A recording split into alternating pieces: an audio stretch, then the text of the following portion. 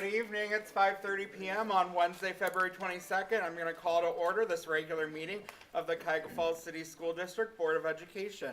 Ms. Doikoy, will you please call the roll? Ms. Coco? Here. Mr. Gomez? Here. Mr. Harris? Here. Ms. Schaefer? Here. Ms. White? Here. Thank you. Item B, approval of the agenda.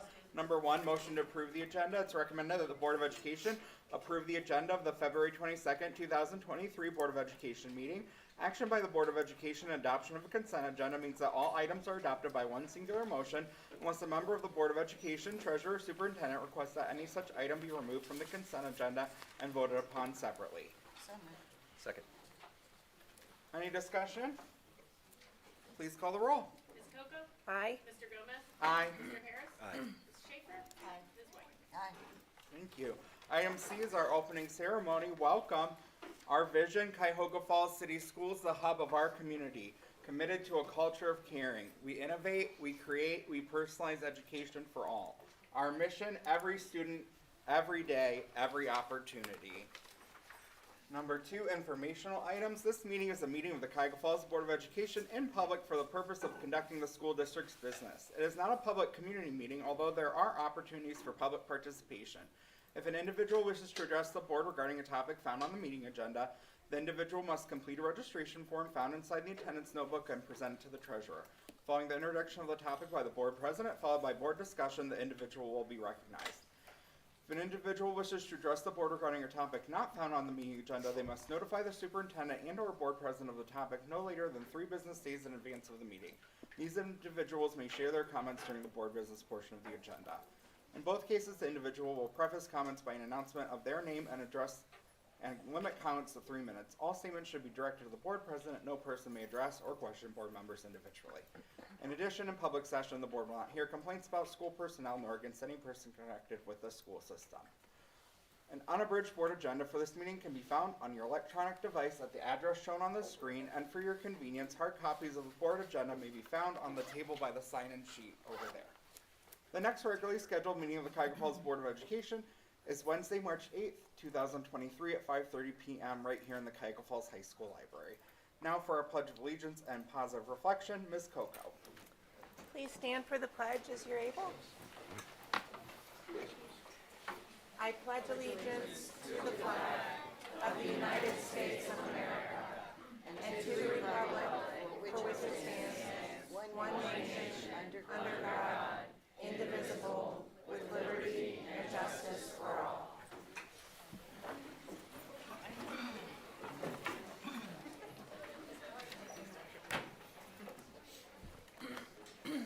The positive reflection for this evening is a quote from Thurgood Marshall. In recognizing the humanity of our fellow beings, we pay ourselves the highest tribute. Thank you, Ms. Coco. Now for item D, our presentations. It's probably what most of you are here for tonight. It's our opportunity to celebrate so many of the wonderful things happening in our school district, which is why we get to invite all of you and to get to celebrate all of you. So first up tonight is our Staff Star Award. It's an opportunity to celebrate each month one of our outstanding staff members, and I'm going to invite up Ms. Ellen McClure to award our awardee.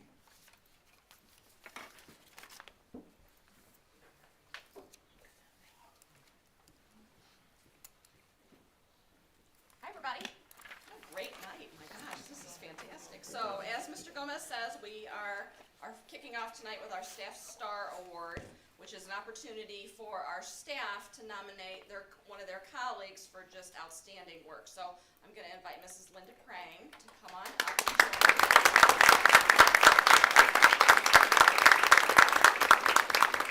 Linda is the secretary at Price Elementary School, and I'd like Mrs. Wyckoff to join me as well. Mrs. Wyckoff is the principal at Price Elementary, so they're going to come on up. I'm going to share with you all a few things that her colleagues said about her. So this person who nominated her, she said, I have worked with many great secretaries in our district, but none are as special as Linda Prang. Linda is kind and caring and devoted to our school. She goes above and beyond to make sure that each child and staff member feels valued, and we all lean on her daily for support and kind words. Typically, she works well beyond her daily hours to help in any way needed. Students love to stop by the office because she makes them feel welcome and loved. If she knows there's an after-school activity, such as the drama club that I advise, she remains until all the students have been picked up and assists if a parent is late or forgets to come to pick up a child. That does happen. She will also donate gift cards to needy families, claiming it's from an anonymous donor. She doesn't know that we all know that. When a parent comes to the building, she is always kind and positive, an ambassador for our school. Linda remains calm in stressful situations. She takes care of our students and families daily. She displays a sincere grace and kindness, and she is a saint. Everyone knows she loves each of our students and their families. She genuinely cares deeply about the well-being of our community. She is an invaluable asset to our district. And I can think of no one better to receive this award than Linda Prang. Congratulations.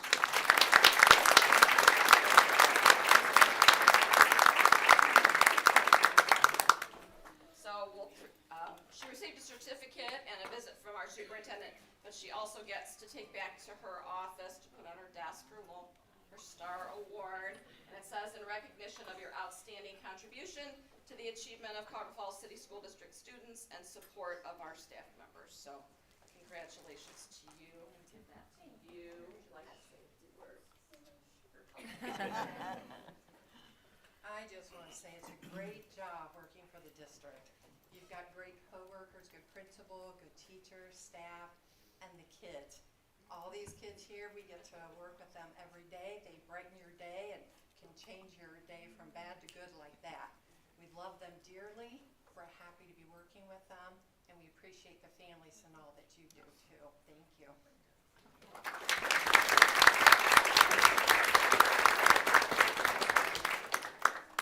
I'm so grateful for Linda. I came in COVID, like 2020, and I was a brand new principal, new to the district, and I was like, Linda really is running the show here, like, because she knew the ins and out of every part of the school, and she has been there forever. The families love her, and she is so approachable and just on top of everything. So we'd be lost without her as a building. I know we would be. So thank you, Linda.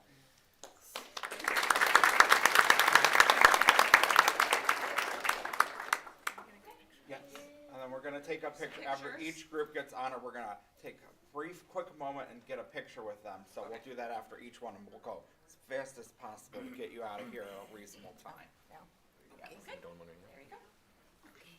Get her a flower too, right? Does she get a flower? Get her a purple one, ready.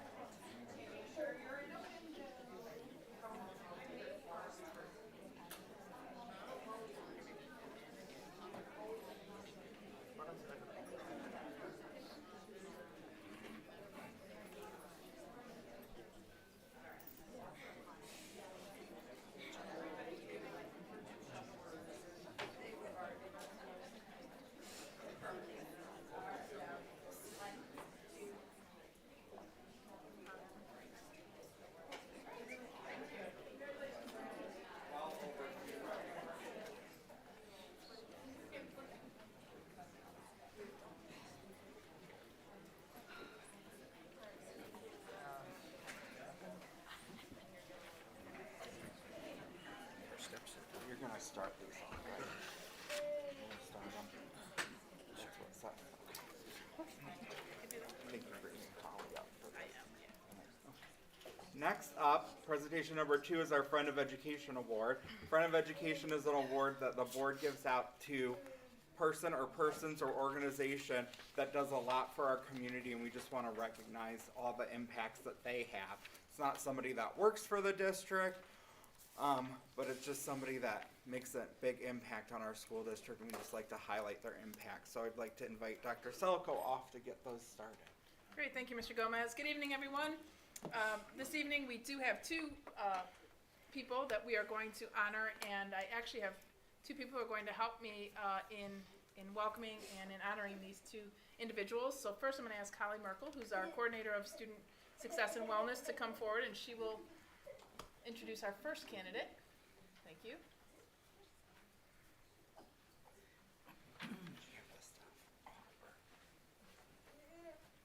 I have the privilege of recognizing the Ben Curtis Family Foundation tonight.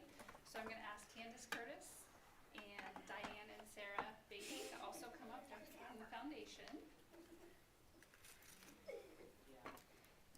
And for those of you that don't know, the Ben Curtis Family Foundation is the one that's responsible for the birdie bags. You may have heard this in our district.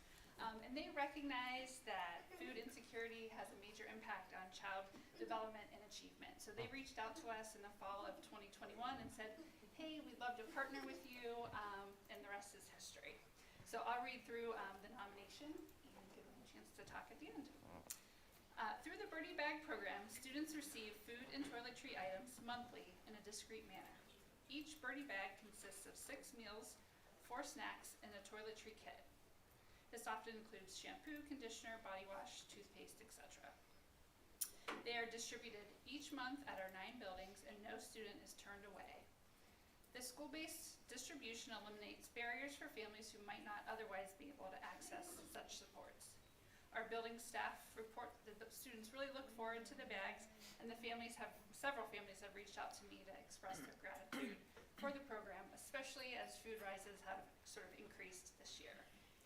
Each month, 375 students in our district receive a bag, and last school year, so I submitted this a couple months ago, so my numbers are a little off, but just last school year, 5,700 bags were distributed, and an additional 600 were distributed over the summer.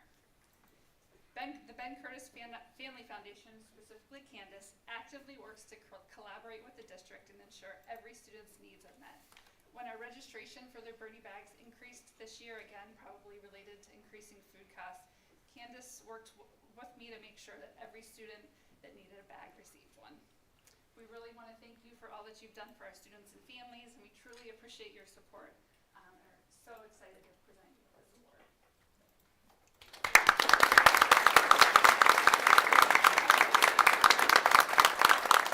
Well, thank you, Holly, and everyone for nominating us. We're truly honored to be a part of your district, and we've really enjoyed getting to know everyone, and it's truly, we're happy we can do what we do, and it's a community effort to, take care of kids, and we're truly grateful that we can do it. So thank you, and we appreciate everything.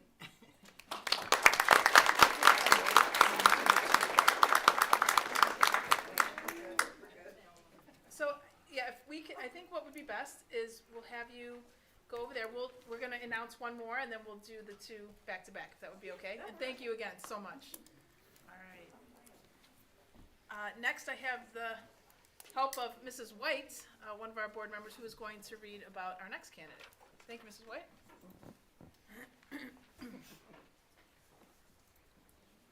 I like standing behind podiums. Anyway, I'm introducing Miss Leslie Frank. If she could come forward, please.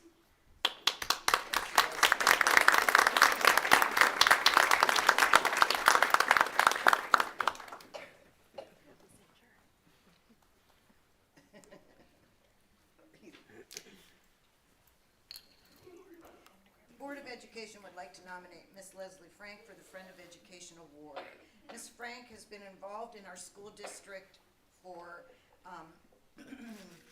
decades. In her unassuming way, she's a positive voice for our schools.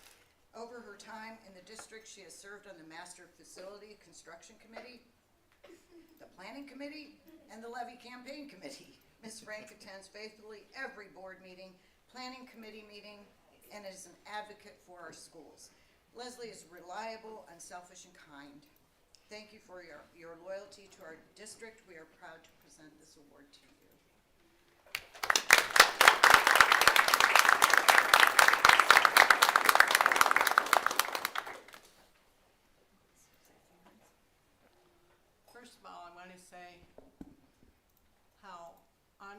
humble and surprised I am to get this award. There are many other people that do, I feel, a lot more than I do, but it was such a surprise that I found out I was gonna get this, so. I started really going to school board meetings back in 2005, and probably most of you in this room weren't even alive back then. But the district had a financial crisis, and I just wanted to be involved, and so I've been on several committees in terms of the, like Patty said, was on the first committee when we tried to get the bond passed for the new school board building, and that didn't work, but anyway, so, and here I am, so thank you so much, I appreciate it.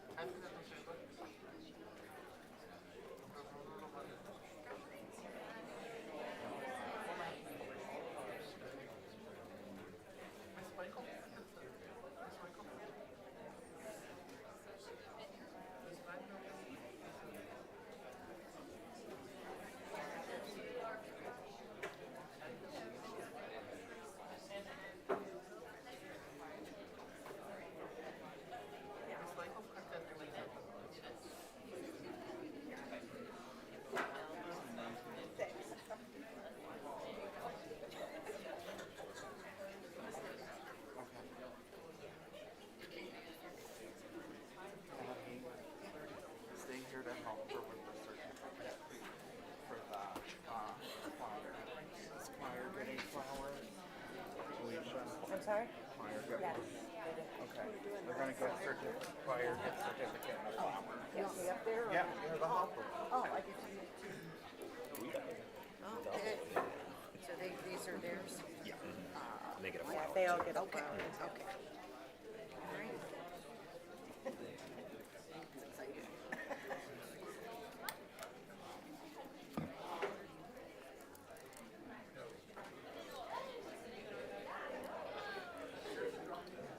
Next, we are very proud to recognize our Suburban League Honors Choir students that were chosen to perform with the District 6 Honors Choir. Dr. Selico? Thank you. Good evening again. Pleased to be here this evening with all of our great recognitions going on. I love when we can pack a room because, you know, when we don't do these awards, it's really kind of empty and boring. So you really bring life to our board meetings. So we're happy you're here. If I may, I have a little excerpt that was given to me to give you a little background on our next awards here. So the Suburban League Honors Choir is a new annual event that brings choral students from area high schools together for a day of music making with a guest clinician. This year's event was held at Hudson High School, where our students got to work with Dr. Hillary Afsted. She's a professor at the University of Toronto, and the students were chosen to represent our high school, and they are all leaders in our choir, and they are exemplary choral musicians. Our students spent the day rehearsing and in a masked choir that made up over 100 singers. The event ended with a concert showcasing the music the students rehearsed throughout the day. And so we are here to honor several students, and I'm not sure who's in attendance this evening, but I would like to call your name and have you come forward. I'll give you your certificate. Actually, Mrs. White will give you your certificate. And if we could, who's controlling that? Ryan, is that you? Can you scroll up a little so I can see all the names? Please, thank you. Thank you. All right. So our first student that we'd like to honor this evening is Matthew Elport.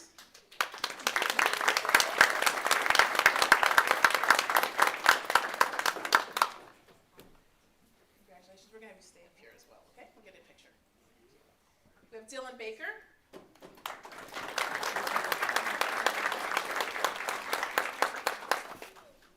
Isabella Crabtree.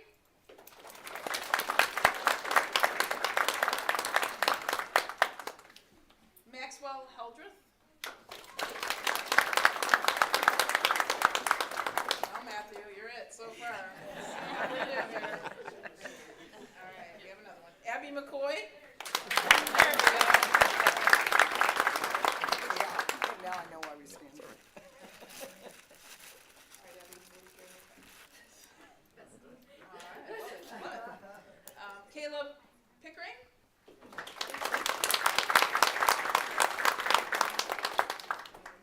Colin Provencal.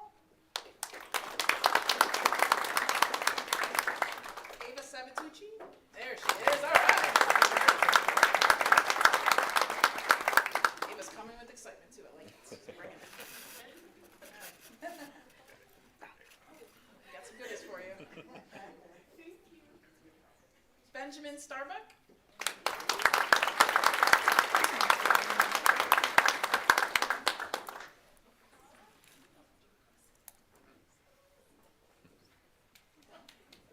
And Caden Taylor.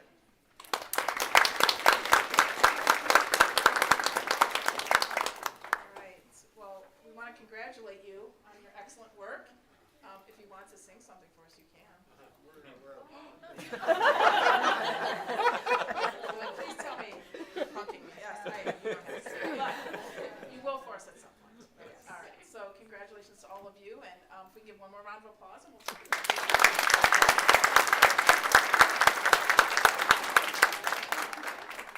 That one, and we'll get a picture. I get the steps that I'm long steps.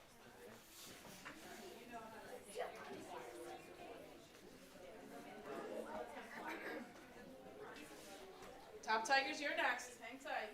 Get ready.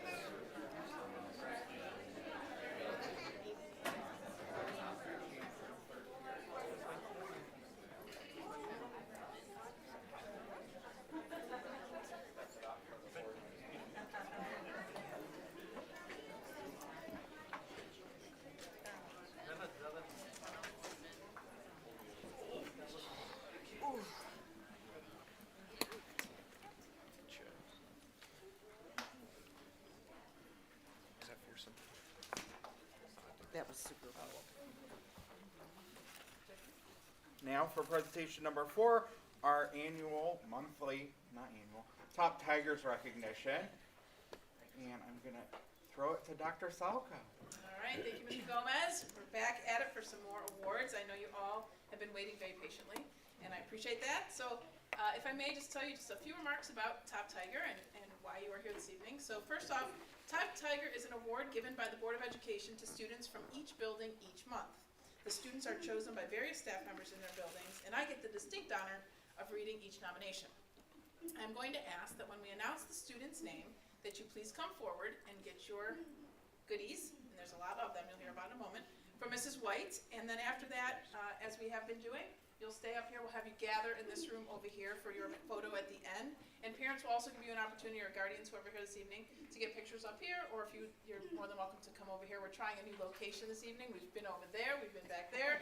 And if this is a great idea, it was mine if it works well. If it wasn't, it was Mrs. White's. Okay. All right. So after we give all the awards, though, you are free to go. We won't keep you here, even though we will still be here for a couple of hours. We will let you go because we know you have homework and other fun stuff to do. One last thing I'd like to add is that we have generous community sponsors who are responsible for all of this, and including our Cuyahoga Falls Schools Foundation and Alumni Association. And we want to thank all of our partners who encourage our students to be the best that they can be. And at this time, I would like to ask Mr. Gary Metcalf the executive director of the foundation, to say a few words before we give our awards. Thanks, Gary.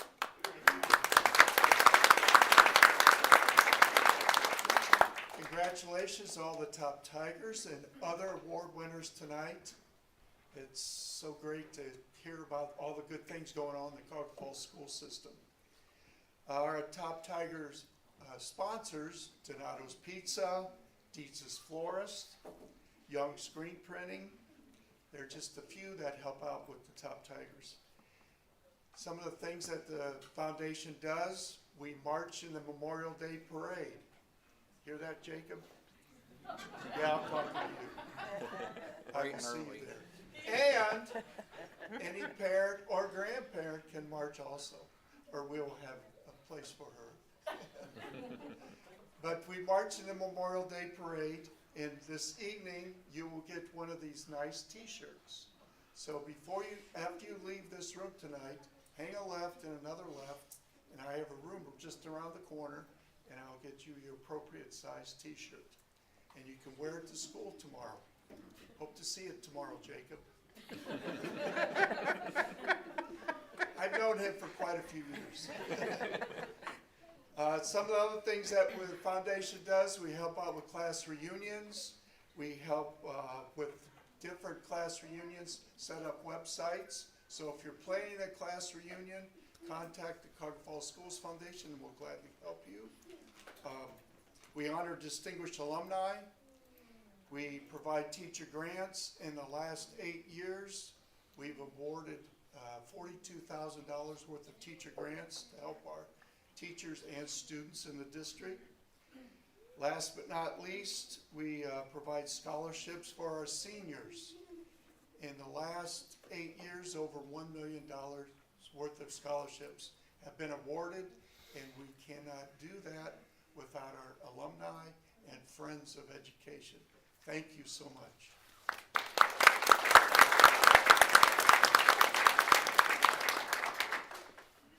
All right. Thank you, Gary. We appreciate, as always, all that you do. And I heard a couple gasps when he said over $1 million in scholarships, and that's true, and that's amazing. So our students really need to take advantage of these opportunities because they're out there. We have people who are willing and just waiting for students to ask for money because it's there. So, and I like to remind our students of that, especially our seniors. We hound them a little bit about applying for scholarships. So, all right, well, we'll get started. We have a number of students to award this evening, and we go in a very particular way, alphabetically. So I will start with our first elementary, will be DeWitt. And I will again read a description and have you come forward and get your goodies and stay up here with us. All right, so from DeWitt, our first student is Reese Badillion.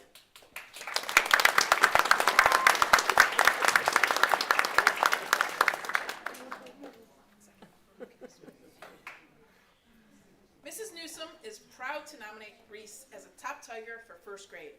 Reese is an amazing addition and leader in the classroom.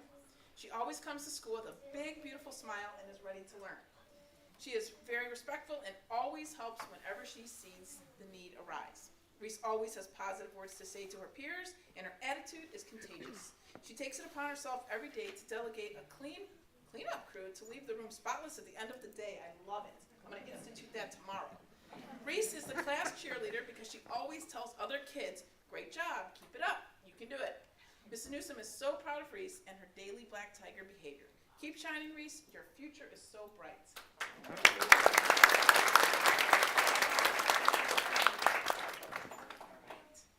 Next, we have Michael Coleman.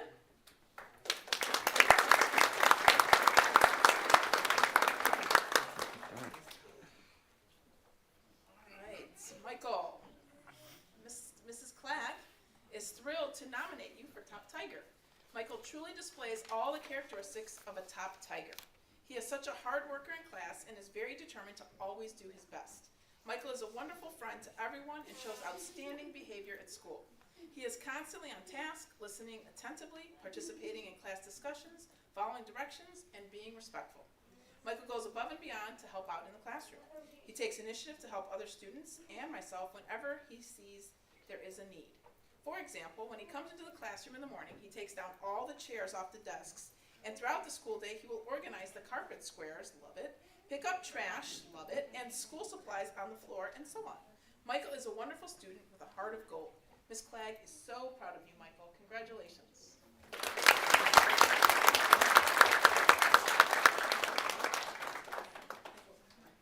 These children are so tidy. I love it. Can you please talk to mine?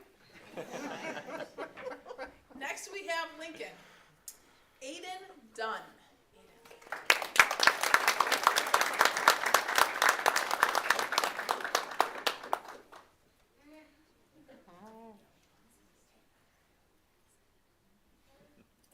All right, Aiden.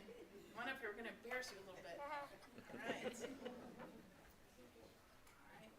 Aiden is an outstanding 5th grade student at Lincoln Elementary. He has continued to grow and make progress in all academics, as well as increasing his verbal communication and developing social emotional skills that will help him as he transitions to middle school and beyond. It has been a pleasure watching Aiden learn and grow during his time at Lincoln. Mrs. Longville is so proud of the top tiger he has become. Congratulations, Aiden.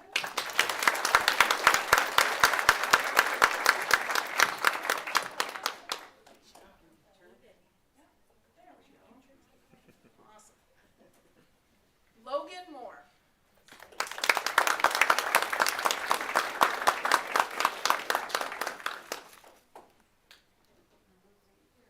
All right, Logan Moore takes being a black tiger to heart and proves that he is a top tiger every day. His excellent citizenship sets him apart from the others. He works hard to be a good role model, a great listener, and a kind friend. He shows strength of character as he ignores distractions and always tries to do the right thing. His dedication to his schoolwork shows. He works hard to complete work that he can be proud of. Logan also shows discipline, effort, and character when he participates in jujitsu. Ooh, wow, better watch out. These admirable qualities show that Logan deserves the title of top tiger. Way to go, Logan.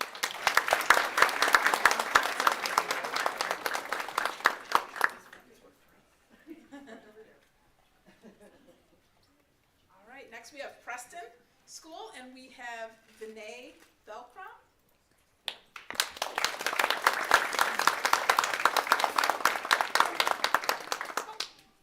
There we go. Here he is.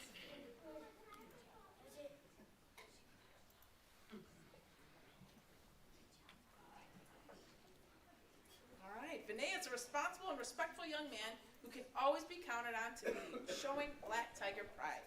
His teachers all agree that he comes to school each day ready to learn, and he sets the example for others on how to be a good listener, work hard, and always try his best. What grade are you in? First, I thought so. All right. Principal Brown appreciates that he takes that sense of responsibility throughout the building while he is at lunch, at recess, or even waiting in the bus line.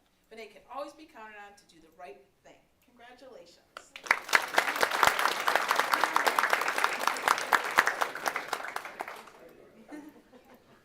Oh, so cute. All right. Next we have Phoebe Steedley. This is what you're going to work on. Whoa, here's some excitement coming. Look out for Phoebe. All right. Okay. It wasn't hard for Mrs. Elijah to choose Phoebe for her top tiger this month. She brings a big smile, sure do, with her each and every day. She is an enthusiastic learner and a terrific reader. When Mrs. Elijah's class is working on problem solving, she is always taking her time and making great predictions to help solve the problem. Phoebe is a helper to everyone, and she makes the days better with her bright smile and big heart. Congratulations, Phoebe.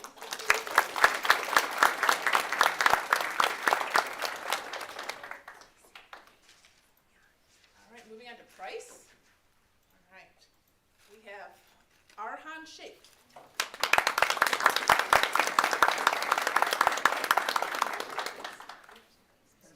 All right. Arhan is a wonderful student who shows black tiger pride each and every day. He is a hard worker, has amazing behavior, and is always responsible. He listens attentively and is an active participant in our classroom lessons. He has made tremendous growth in the areas of math, reading, and writing. Mrs. Fakay loves being his teacher, and she is so proud of him, and they want to say, way to go, Arhan.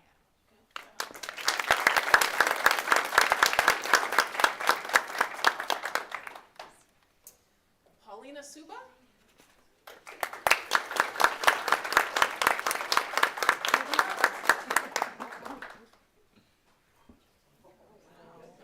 As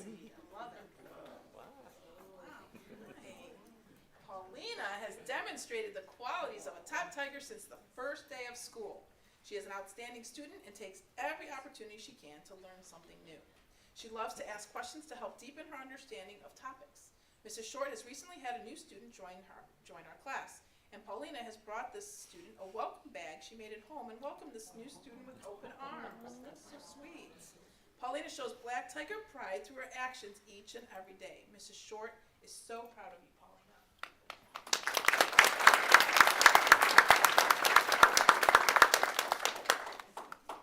All right, moving on to Richardson, we have Nadia Banzoff.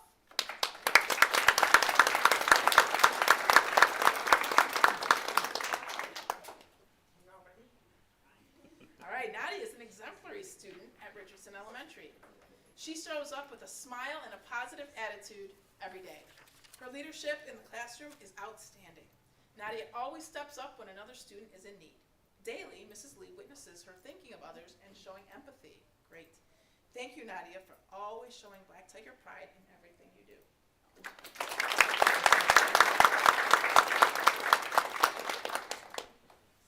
All right, next we have Giovanni Knight.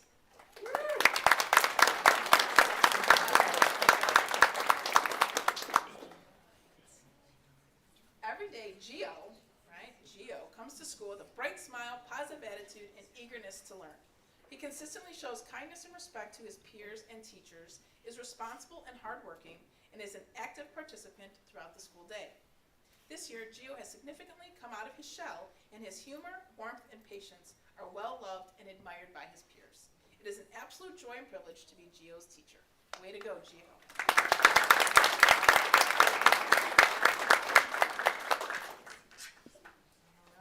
Last elementary school, Silver Lake. We have Braden Cole.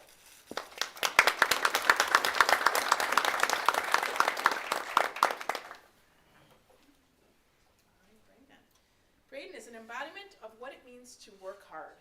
Through even the toughest moments, Braden is consistently trying his best and working to grow every single day. His persistence is admirable, and his work ethic will help him to move mountains in life.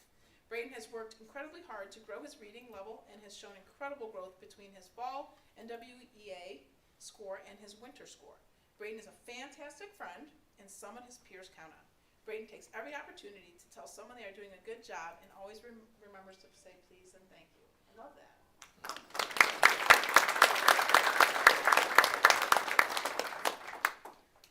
All right, next we have Kylie McNutt.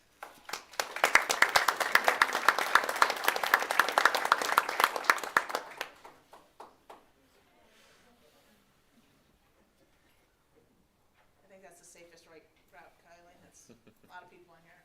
All right. Good job, Kylie. All right, Kylie has made incredible progress this year. She is a fantastic friend and will go the extra mile to make sure that her friends are happy. She is an amazing reader and has spent a lot of time during the first semester taking every opportunity to read scary stories to her classmates. Kylie is very creative and has created some fabulous artwork and written some incredible stories. Kylie is also very active member of Silver Lake's Elementary Student Council. Great. She was very involved in her first project where she helped to count and sort 1,700 cans for Good Neighbors. I was there that day. There were a lot of cans on the stage. Kylie is consistently coming up with ideas and never hesitates to help brainstorm new ideas and fundraisers for the organization. It's awesome. Good job. Thank you.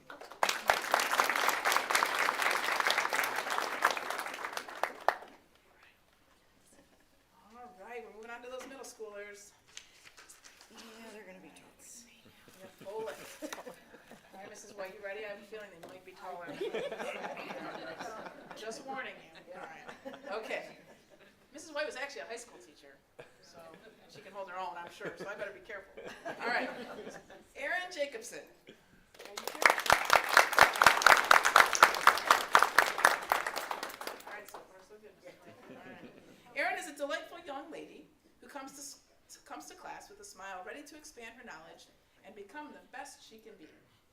Erin works well with others, sharing ideas and creating a community of caring. She is a hard worker and will achieve much, and her future is bright.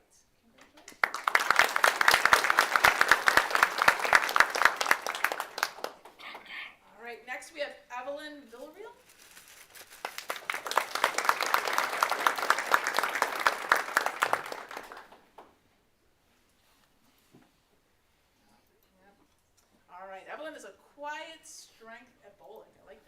She is a young woman that is fierce and fun, living a life that she is proud to say is her own. She is close to her family and shows that she appreciates what she has in them. Evelyn takes on a challenge in her personal life and at school in a practical way that will suit her well in her adult life. She already has a mature perspective on life and is open to learning new things through discussion and her education. Evelyn demonstrates Black Tiger pride in many ways. She shows her respectful nature in the mature, open, and collaborative relationships that she has with friends and teachers. Although Evelyn is quiet in many respects, she knows the appropriate times to speak up academically and socially. She shows responsibility by working to have good attendance, grades, and overall to be an engaged learner, and she values her education. We are confident that Evelyn will continue to blossom as she moves to high school next year. Evelyn, you're quiet, mature. I keep hearing these words, quiet and mature. I don't know. Should I ask who's with you here this evening? Are they going to agree? I don't know. All right. Evelyn, you'll be missed at Bullock, and they wish you great success.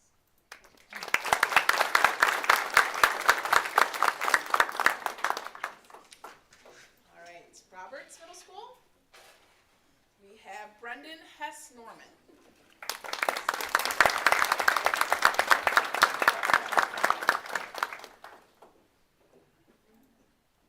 Brendan is one of those students that simply tries to stay under the radar.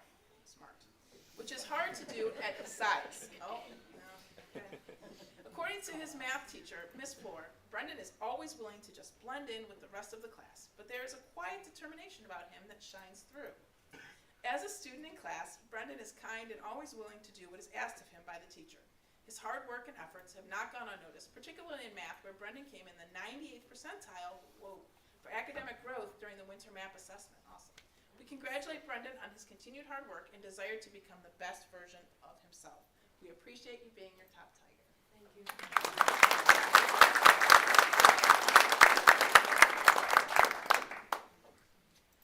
All right, next we have Taryn Remark. Am I saying that right, Taryn? Is it Taryn?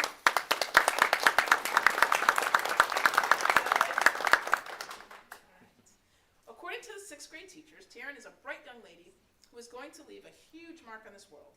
She takes pride in everything she does, including her work in the classroom, earning straight A's for quarter 1 and 2. Most recently on the winter map assessment, Taryn scored in the 98th percentile for academic growth. Whoa, are you sure?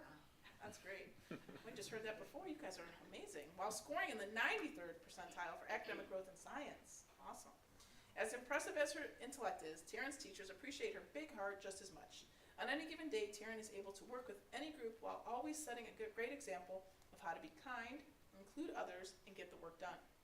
She always has a pleasant demeanor and an easy smile in class, which is not always common with middle schoolers. This is true. We sincerely appreciate Taryn's kindness towards others and her sheer determination to just be a great kid. She represents her family well, and this school could not be more proud of her. Thank you for being the top Tiger.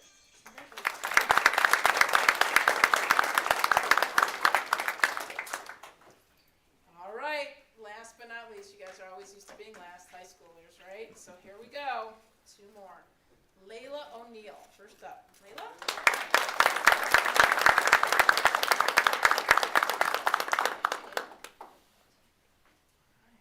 Layla puts forth thought and effort into all of her work. As an officer and senior exec, she models what it takes to be a well-respected leader. Students and staff members can always rely on her in her many roles. As a student in advanced placement classes, she is an active and engaged participant in class. After high school, she plans to pursue a degree in pre-med.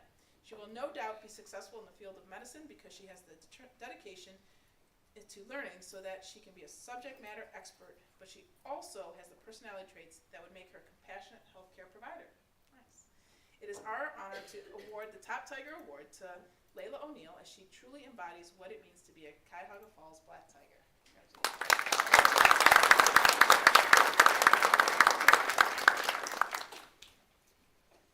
All right, last but not least, Jacob Sanford.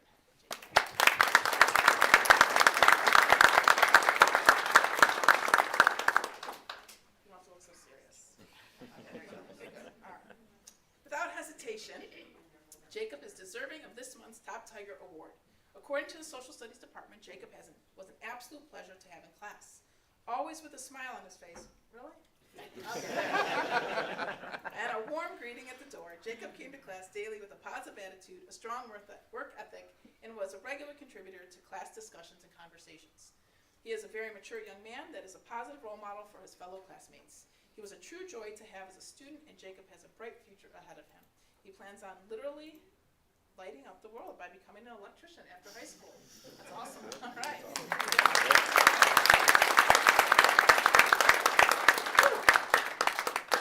It's a lot of reading.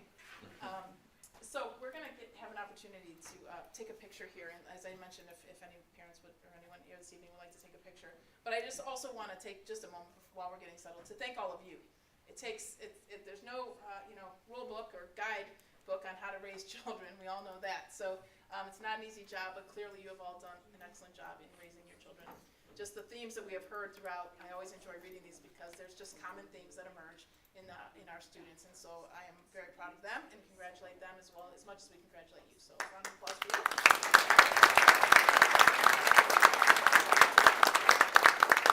All right, we'll take our picture. And again, if any of you want to come get a picture, you're more than welcome to get a group photo, but we also will get them and share them on social media.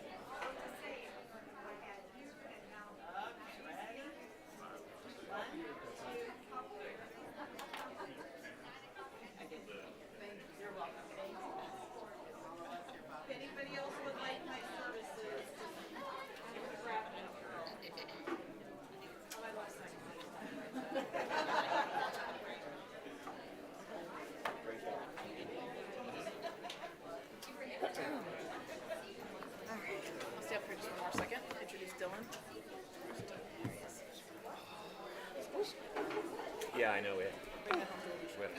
It's normally with you. I'm on the doghouse right now, so. Well, the only time she gets flowers is after Tiger night, let's face it. Right, exactly. Which beats mine. And crumble cookies from Yeah. yes, yeah.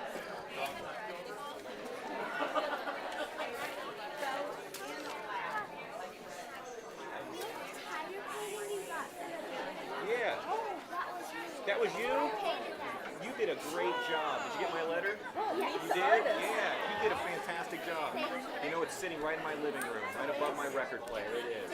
Yes, great job on that. Keep up that work, all right? I'm serious. Don't lose that creativity. All right? Great job. Thank you so much. Ooh, you got a meet and greet. I know, right? That's awesome.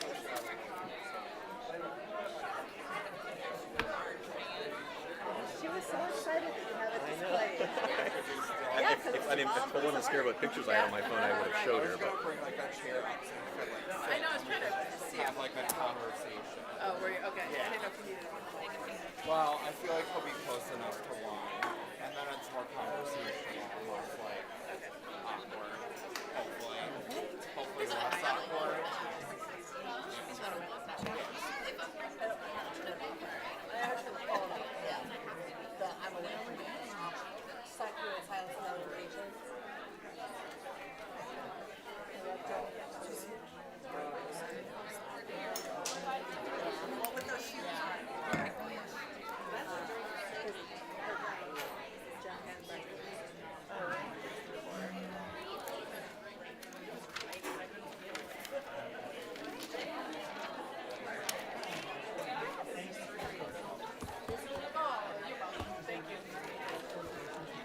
Oh, you're welcome, yes. Did you sign up for the reading of Richard Fund? I did. What are you gonna read? Try whatever they give me. yeah, I did that. What's the 7th, Tuesday? I did on Wednesday morning. True. Yeah, it's It's a super true. Right. Not for you. Right. But I was told by like the English teacher that it's not like super. Congratulations. I'm gonna see you in the morning, Jack. You gonna sit here? You wanna run the meeting? You go behind me. I like that shirt. That's a nice shirt. Nothing says top tire like a Right, shark eating pizza. right, You know eating what I mean? pizza. Good night.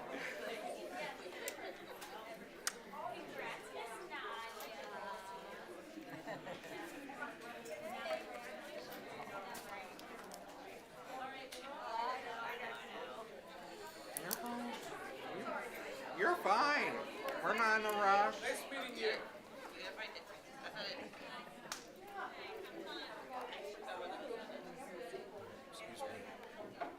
No, you're not. I brought this. This is an example of what Columbus does. Of like goal and like monitoring and like actual action steps. So I brought it for Strategic this. planning. It's like a goal.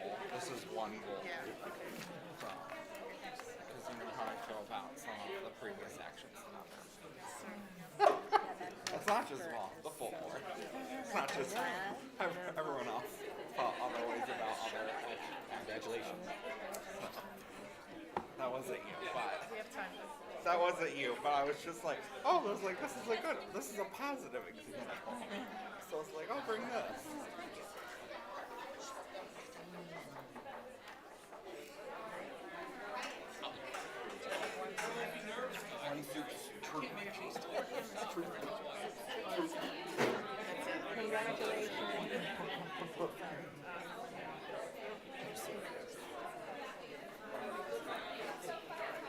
I don't know what they do with these. Have a good night. Well, these should probably go to Miss Logan, right?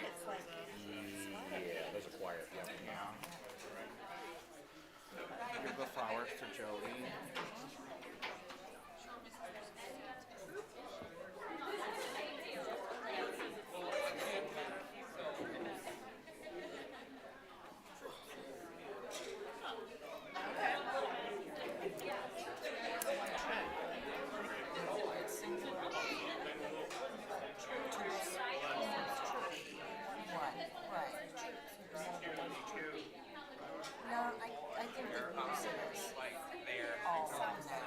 I know, me too. More like soldiers. I hate when they call one guy after If I put it there, Lucas will yell. And then have him like sit here. Like it's a conversation. I'm just, That makes sense. I'm just loving Right it. there is where all the like electric stuff is, which would make sense. But we like, I don't want to get yelled at by Lucas. What? Dylan, sit here when we talk. Oh, Ryan. Yeah, Ryan, whoever. Okay. Are you gonna advance my black and There we go. moving. Wait on me.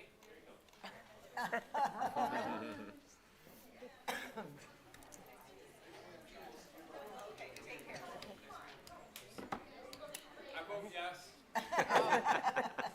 Thanks.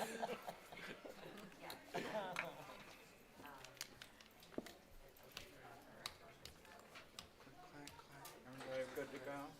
Okay, now for number 5, Soup's Troop. Dr. Selico, you want to introduce? I sure do. So this evening we have Dylan is here to represent. So Dylan is going to tell you a little bit about our Soups Troop, that we, what we do, what our purpose is, right? And so we have several students, and of which many backed out on poor Dylan. But what I love about Dylan is he is not shy, and he's a great at explaining things, so he's going to do a great job for you. So this is in response to our board advocate student, and he was very excited for the opportunity. So Dylan, why don't you go ahead and tell him a little bit about yourself and what we do. So my name is Dylan, as you heard. I am the editor-in-chief of our building's yearbook, as well as the student director of our musical this year. I also work with Dr. C on Soups Troops. As you may have noticed, it is nearly impossible to get all of us in the same place. But I am here tonight to kind of just bring a little bit of notice to what it is that we do. So Soups Troops was formed by Dr. C at the beginning of the year. And it consists of myself, Morgan Wilson, Bethany Ross, Edie Gerstenslager, and Virgil Farmer, all of which couldn't be here today. But together we kind of work together as a team to shed light to what our building day-to-day looks like and what our community means to us. We've also completed 2 service learning projects, one with Good Neighbors Food Pantry, and the other our drop and shop event over the holidays for our parents. So our group meets probably once or twice a month just to kind of talk about new tasks and things that we'd like to do. We do plan on doing another service learning project in the spring before the end of the year. That is pretty much it. I am now open for questions if you have any. And we have lunch together every And we Sunday. do have lunch, Yes. yeah. Our meetings usually consist of Food. lots of food. What's the quality of food that she provides? It differs a lot, actually. The quality differs. We usually do pizza. Sometimes we've done like a chips and cookie situation, but it really just depends. Are beverages provided, or do you have to provide your own beverage? Also depends. It does depend, but they all bring their own, they're very earth conscious, and so they bring their own wonderful. Yetis and things. And It whatever. does get very hot in Is the it building. meeting the USDA requirements for 1/3 of I believe it is. I don't know. What types of issues have you brought up to Dr. Selico? As far as issues go, at the beginning of the year, obviously we had, and it's still continuing, a big outreach about dress code and what that looks like on the high school level. So we did conversate a little bit about that. We're not as involved with it anymore, but we have talked about it a bit. We also talked about just the quality of our building, what our curriculum looks like, what our student body looks like, and how diverse it can be. What are your plans when you graduate? I will be receiving my bachelor's in marketing administration at OU. Ooh. What do you want to do with that? It's kind of hit or miss, honestly. I really enjoy the media industry. I do like working in film. I was a part of the 6th District CTE Modern Communication program last year. So I would like to work in the film industry, but maybe not as a director or actor, probably more from the marketing side of it, just the kind of businessy work of it. What was the process to get into Soups Troops? So I didn't actually hear about it until, I knew it was something that she had planned on doing, but I didn't hear about it until our building protest for the dress code. And that was just, we did just have to submit an application to Dr. C, and then I think we received an email probably a month later, and then we all met for the first time. If you could wave a magic wand and change one thing about our school district, what would you change? I've been hearing about this new campus since I was a freshman. Mhm. Sadly, I will not be able to attend just because, graduation. I would really like to have seen it in person and actually learned in the building. But obviously that's not something that we can make happen at the drop of a hat. I am looking forward to it though. My sister is a 4th grader at Lincoln, so I will get to live through her for that experience. Did you go Lincoln Roberts or Lincoln Bullitt? Because Lincoln splits for middle school. I'm not sure honestly what she's doing. No, for you. Did you go? I was out of district. Okay. Scott, if you could just get this building done by May, you can make his dreams come true.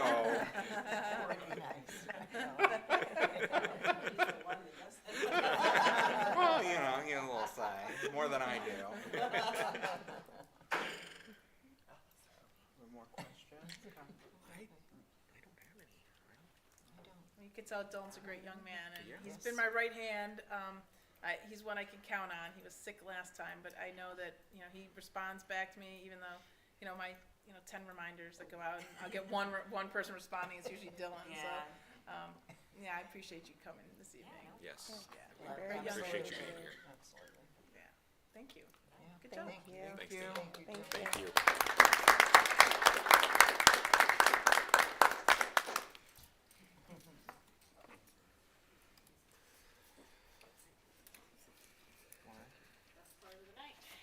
Right here? Oh, yeah. Now for the main All event. right. Presentation number 6, our ESSER presentation, Ms. Stoikoi.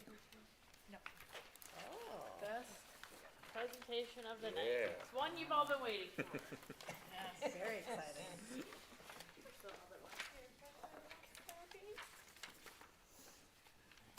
I did ask you how do we balance legal transparency and briefness when we met, was that 2 weeks ago, Yep. so.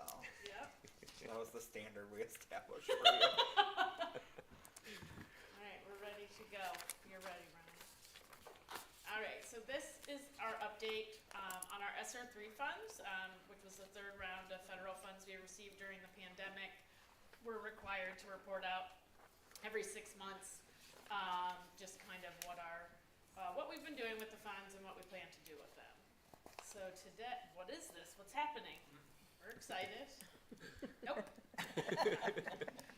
No one wants to listen. I really appreciate that we got these funds, but it takes me back to when we did remember ARA funds for back in when the recession back in 08, 09, and it was it was so nice, but it also becomes the bane of my existence to have to deal with at times. So just as a refresher real quick, I'm not going to go over all these, but authorized activities for the ESSER 3 funds. We're talking about addressing unique needs of low-income students, training and PD for staff on sanitation, cleaning supplies, activities that are authorized under any other of our federal grants that we receive, preparedness, principals and school leaders with resources, which is a pretty broad category. We can go to the next one, Ryan. Long-term closures, mental health supports, technology, and you can see the bottom catch-all, any other activities that are necessary to maintain the operation and continuity of services in local education agencies and employ existing staff. So, and we've done a little bit of all of that. These were some of the additions. There were a few additional things that they added that were acceptable from ESSER 1 and ESSER 2. So kind of that testing, maintenance, replacement of air quality, mechanical, non-mechanical heating, ventilation, air conditioning, facility repairs, and then addressing learning loss, I believe was on the other ones. I love good Step Brothers. There's so many activities we can do, we can choose. So much. So our allocation was a little over $5 million. They were available for expenditures that happened between the start of the pandemic and run through September 30th, 2024. Again, I said we have to review every 6 months and as appropriate revise our plan. Which sounds insane sometimes. Again, like hit the categories as they're kind of separated out in the federal funds documents. So one of the things that we added during the pandemic were our literacy specialists. So not all of them are taken out of ESSER 3, but two of the three are charged to this grant to help our students. So this would be the salary and benefits for those two employees. You can see we started a little bit in 22 and then carry over to 23, adding some more. Previously, we had a person that was paid as a purchase service through the ESC, and so this year is why you see that kind of increase as of this point. And these figures for this year, probably about beginning of February, ish, but that person is no longer the person that's doing the literacy. If you remember, that was from the ESC, and so now this person we've hired directly, the second person, that's being paid from here, and so that's why salary and benefits are increased, but it's being taken away from the purchase services as well. Speaking of, so a little bit, we had the YMCA elementary after school program last year, and then some carryover into this fiscal year just for payment. To social workers, we've paid for, we're still finishing up the last little bit of ESSER 2, and that's being used for social workers, and then we've kind of moved into this, so that's kind of a hybrid between both those grants. So now we have 3 social workers, right? Correct. So, 2 are being paid out of ESSER. and 1 is being paid as a purchase service because they're through the ESC. So all of them are being paid as a purchase service. Okay. 2 of them are being paid for by ESSER. And 1 is being paid from the general fund. Well, we haven't gotten that bill yet. So But we can that- do one, we still have student Okay. success and wellness funds, that was the original intent of those. And that when there is no longer money in ESSER, that's where they would move if there was money still available in student wellness and success, which there is. So that's more likely when we do start receiving those invoices where it will come from. Okay, but that's still general fund money though. No, it's not. So this is the old student The well. old student, well, not the Yes. new formula Yes, where they ran. yes, where they okay. put it all in, yes. This Okay. was the old where it was a separate payment, and it was Fund 467. Okay, So, and that doesn't really have like a time frame on it at this Okay. point. I'm following you. Yep. I am. Yep. And then, as you know, we contracted with Strategic Solutions to kind of scan all of our student records, and all of our staff records, and then some, in case of any kind of, potential closure, being able to work from home and access all those records. Does that finish? It's not completely finished, but they've got a lot in there. I think there's some still little straggling things that Okay. they still have to do, but the bulk of it is finished. Okay, the transcripts. And it's super nice, yeah. Do the transcripts get finished? That I'm not sure. I'm not Is that sure what on the that student wall- side. Due to be finished until mid-March. Okay, So if there's a request, they can always be requested. So they're very good about that. So they have the records, but if I need something and they have not scanned it yet, like let's say a check, and I'm like, I don't see it in here.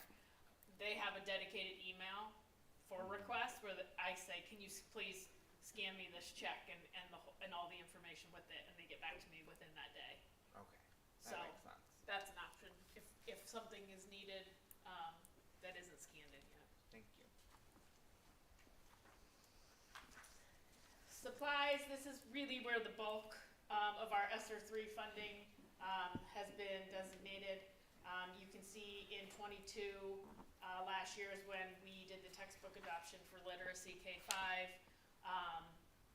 And then we also have in 22, the class fees that are being covered, K-5 and 6-12. And then electronic subscriptions, which was our Edmentum and things like that, our MAP, things like that. Then this year, we are looking at the science. We did a science adoption K-5. We did an ELA 6-12. We expanded the literacy K-5 to the other 4 buildings. We did that compacted math 6-7, And then in addition to those fees and subscriptions still, that are being charged. You can see kind of what's left in each of those. Obviously, math K-5 is not complete, as of this. So that is one that's still out there, and then we also have money that we've set aside for fees next year as well. Part of this is that each July 1st, we kind of have to redo this budget and get it approved by the federal government anyway through ODE. So as we assess kind of where we're at the end of the year, we submit those final expenditure reports and then kind of go from there, what's left over, and then we kind of reallocate it at that point. I don't see any significant changes though going into next year, but next year is our last year that we will be able to use those funds. So. Some other things that were not instructional, obviously we used Go Guardian, and some of that was in ESSER 2, some of it's in ESSER 3, just kind of depended on when it was. And then custodial supplies is one that we've had in all three of them that we've used for sanitation and different things. So we have that. Capital outlay. So we did purchase, if you recall, one of my last presentations, instruments for those students who couldn't afford and wanted to join band, but perhaps didn't have the means to rent or purchase the instrument. So we bought some so that we have as the district for those students if they want to try it. And then the bipolar ionization and the upgrading of those HVAC controls. The majority of it was paid out of ESSER 2, but there's some of it that spilled into ESSER 3 here, as you can see with that. And that includes the buses as well when we added those on the buses. So we've talked about spending some money on these, what are they called? Oh, vape detectors, but they also detect other things. Could we use ESSER money for that because they detect other substances and they're like air quality, right? It's air possible, quality part? yeah. So potentially, Yeah. like, cause we've talked about doing like a trial. Yep. So potentially if there's money, cause Yep. we need to spend down this money before Correct. next year, Yep. so. Yep. I have no problem spending money, Mr. Gomez. Especially money that the government gave us that we need to get Yep. spent in this way, you Yeah. know? Waiting for a PO, so let's go. And then we've talked about, because we don't know how effective they will be in our buildings and our older bathrooms and all that, so Yep. this might be a good Yep. way to spend not our taxpayers' dollars, but this Correct. so-called free money from the federal government. Yep. So overall, you can kind of see last year we spent a little over $1 million. So far this year, we're almost at $2 million for a total that's a little over $3 million. We obviously have some encumbrances out there of things that we know we're going to spend by the end of the year. So open purchase orders is basically what that is. And then you can see what's remaining, which was all budgeted as I showed in the other ones, but there is still 1.7 left to spend by next September. So could we, we're working on social studies curriculum. Could we spend some of this money on that as well? We could spend it on there. It just kind of depends on, like right now we have math in there, and I think we have the social studies out of emergency levy, if I remember correctly. But it just kind of depends on the timeline of both of those. Like if math is something that's not going to happen in the next year, or they're vice both versa with happening. social studies, we The goal. can interchange that. So when we say encumbered and then remaining, So encumbered would be, we currently have a purchase order on, but we haven't cut the check Yeah. and sent it out to the company. Remaining is, it has not been encumbered, it's been planned and detailed out in the CCIP for ODE, and approved by them, like all of the money to what we're spending it on, but we haven't actually moved forward yet with, doing the requisition, either because we're not at that point, or we're not ready, or any number of things, to be honest. Some of it was with our fees. It kind of just depends. If you recall, some of our buildings kind of had an excess that we were trying to work down, before we got into ESSER, so we've been doing that at some of the, older middle school and high school. And then we went to the centralized instead of every building. So, so there's been some of that, but, that's where we're at right now. And like I said, at the end of this year, we'll do our final expenditures, and then what I assume will be less than that 1.7, we will kind of reassess then, like, okay, what are we gonna do this year? When that happens. So you think at the end of this calendar year or fiscal year? Fiscal year. Okay. Yeah, so they'll ask me as of June 30th to submit like our final expenditures for this, so that then it generates next fiscal year's application, basically it's not application, but the allocation where we go into the budget and put the details and say, this is what we're gonna spend it on, and this is why, and here's where it goes in this category, and all those things, and then it gets approved by ODE. It says, yeah, those are all acceptable. And then, you know, like there's not a ton of stuff in here, but particularly when you look at, literacy, if I can find my word, literacy specialists, YMCA after school program, social workers, those are all gonna hit the general fund, and then, like, cause this is not money that is in a 5-year forecast. So then Correct. those are all things that are gonna roll into the 5-year forecast, cause Yeah, so I'm confident that there's not gonna, we're gonna have a need for after-school program, literacy specialists, we need social workers, we know we need, like, these needs aren't going away, so Right. what is that? Was in your November Yes. forecast, I'm Yep. assuming? Yep. Okay. Yeah, so whenever they're scheduled to kind of hit back in that general fund, which will most likely be not next fiscal year, the fiscal year after that, they're built in. Things like social workers, like I said, we would push them to that student wellness and success and spend that down before we move to general fund. So some of them may not have hit the forecasts quite yet because it's not out that far. When they say there might be some funding for literacy specialists coming from this budget, but I don't know if we're gonna qualify because it sounds like they may only fund them for districts that don't have them. So because we're actually trying to do the right things by our student already, that might become a disqualifier to get funding for that, which yay for doing the right thing by our students. Like I said, I'm grateful for the money. but- Yeah. And then we did the class fees for this year as well.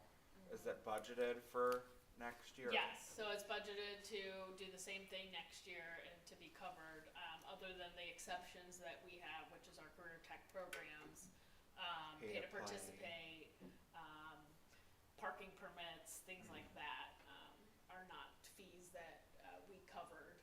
We covered the general school fees, that we would normally charge, that you would find in the program of studies, or of the different magazine subscriptions or online subscriptions at the elementary levels and things like that.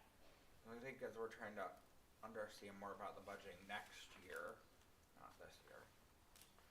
Next year might be like a good time for us to try to dig more into understanding that, because if we can find a way to keep those off of our community's pocketbooks, it would be great. I don't wanna make a promise we can't keep by all means, I know you don't want to either, but it would be great if we could just do some work in understanding, how much that would cost, what that would look like. We totally understand we have other financial things and we have a limited, as I say, it's the thing that I say to you, we don't have everything we want budget. Is that what I say to Dr. Salko all the time? We don't have everything we want budget, you know, so sometimes we have to pick and choose, but Yeah. I think that's something that we would love to keep Yep. doing for our families if we can. Yes. I don't know, I can't promise that we can, but I would love to Yeah. spend some time over the next year learning more about that and seeing the Yeah. feasibility. And I would agree with that as well, that sentiment. If we can, I would like to do that as well, and that's a conversation that is on my radar for next year going into the 24-25 school year, what that looks like, because we will not have these funds available. Yeah, because especially with, you know, as we've talked about meals and just the conversations that your office has with our families about their ability to pay, we just know that.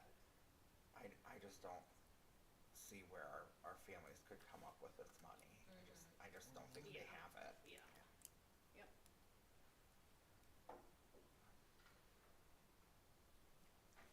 You could blame me for making it too long. Okay. Alright. Duly noted.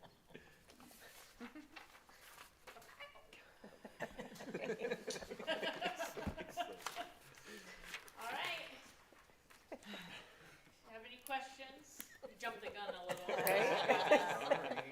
You gotta hit the next thing. Come on. You could have told me to wait. You know. Didn't just become best friends. So, Best line in the movie. Just become best friends. any other questions or anything? Mr. Gomez asked Yeah. mine Oh, ahead yeah. of time, so. I know, yeah. see? Questions I didn't even know I wanted to know the answers to. Yeah, that was. All of a sudden, I was Exactly. I was thinking the same. Streamlined. All right, right. Yeah, Here you I go. just want to let you know that if you say something like, we don't have a everything we want budget enough to Dr. Selko, she will use it against you. Because we were sitting at a meeting one time, and I started advocating for something, and she looked me dead in the eyes and goes, we don't have everything we want budget, Mr. Gomez. So the next update will be in August, Okay. to go over, where we finished this year and what we look like heading into the final year of this. Can I ask just one quick question? So the deadline when it said we had to spend this ESSER 3 by September of '24, is it actual checks written, here you So- go? It works similar to our other federal funds that we get on an annual basis, in that they are for the time periods of July 1st through June 30th. We have the ability to encumber or put a purchase order on up until June 30th, and then make that payment physically by September 30th. So anything we're going to purchase basically has to be on the books as a purchase order by June 30th. We can't put any new purchase orders on between that July and September. Okay.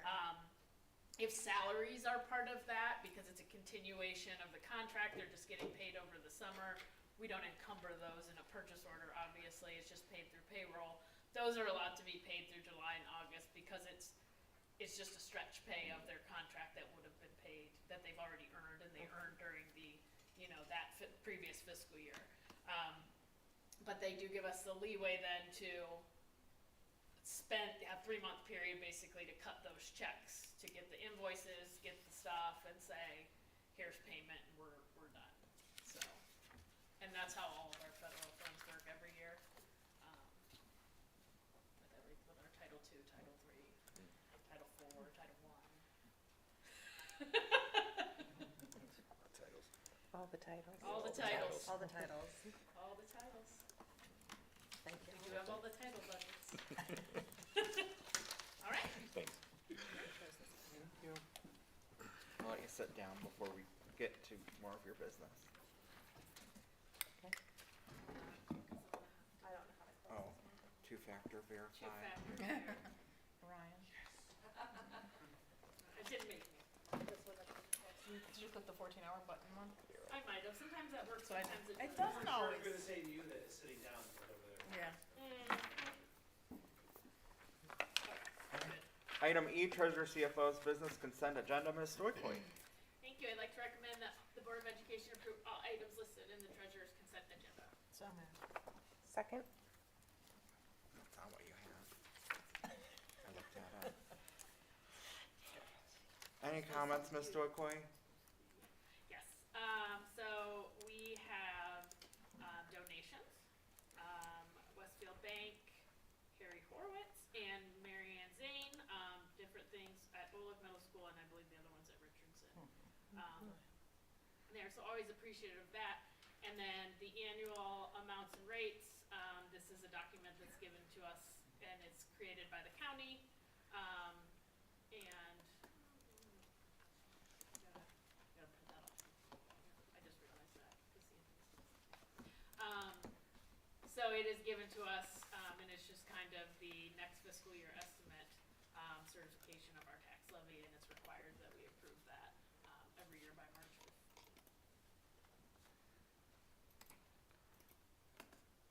Any questions or comments from the board? Please call the roll.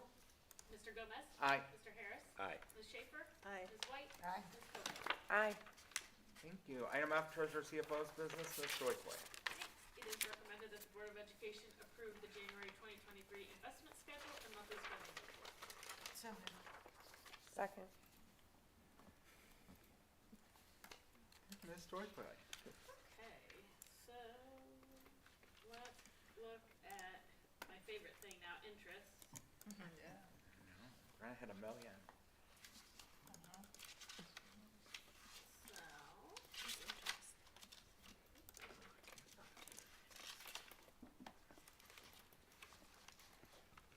So we had another good month in January. A little under what December was, but still good. 122, and you can see how that was applied to some of our construction accounts and where we're at with those for the year, which is way better than last fiscal year by like a lot. A lot. But Huntington needs to get it together. I know. I have a call scheduled with them soon, so they do. Let's look at general fund.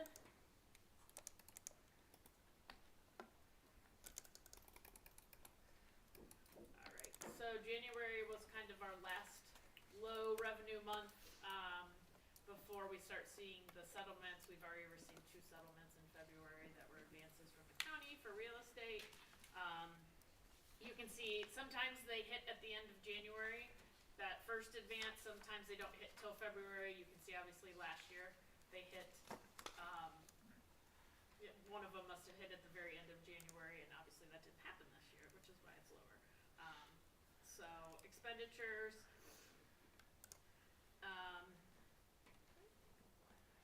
higher. I'll look into why that's a little bit higher.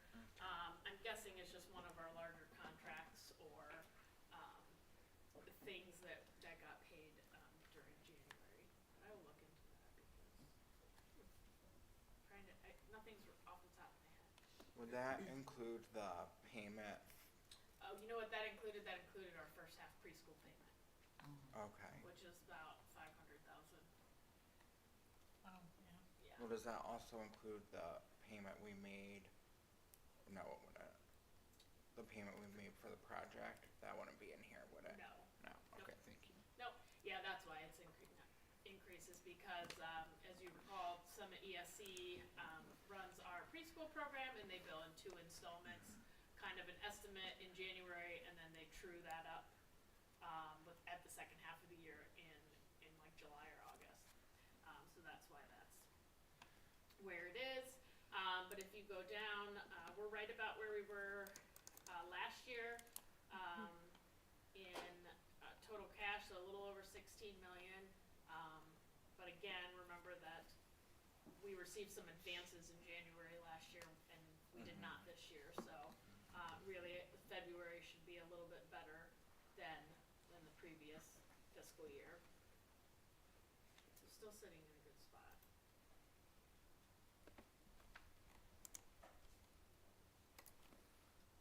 That's really all that's, I know you're gonna give us more information about how the funding works on the project next month. I just have one quick question. On the state share, the cash is in the negative. That's not something that we need to worry about, correct? no, that Okay. works similar to like our federal funds, we spend it. And then they reimburse, And they're kind okay. of reimbursed, so we actually just received, we received those payments quarterly. Okay. And so we just received that payment at the beginning of February for about 1.3 million, so it's not in the negative currently, it just was at the end Okay, thank you. of January. But yeah, so we get those quarterly, from the state based on our submission of all of our, expenditures. Any other questions or comments? Please call the roll. Mr. Harris? Aye. Ms. Schaefer? Ms. White? Aye. Ms. Coco? Aye. Mr. Gomez? Aye. And then item 2, any comments? I do not have it tonight. Thank you. Item G, Superintendent CEO's Business Consent Agenda, Dr. Selico. Thank you, Mr. Gomez. I'd like to recommend that the board approve the following items as listed in the consent agenda. So moved. Second. Any discussion? Not anything that I haven't probably informed you of or that you've seen before. I just have two things. David Tucker, a custodian at Richardson, is retiring.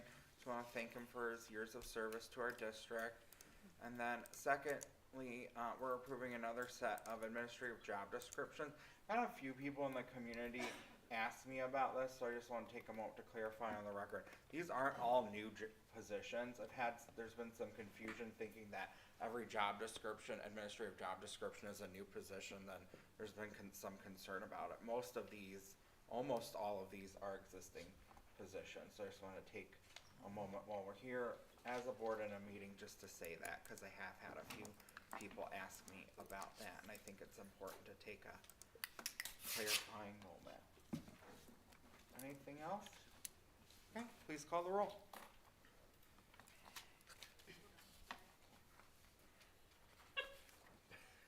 Hold on. Ms. Schaefer? Aye. Ms. White? Aye. Ms. Coco? Aye. Mr. Gomez? Aye. Mr. Harris? Aye. Thank you. Item H, Superintendent CEO's Business, Dr. Selico.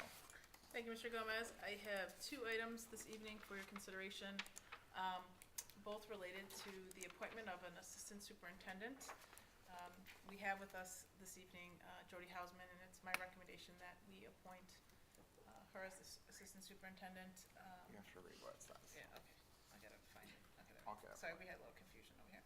It's recommended that the Board of Education approve the administrative contract for Jody Hausman for assistant superintendent. So moved.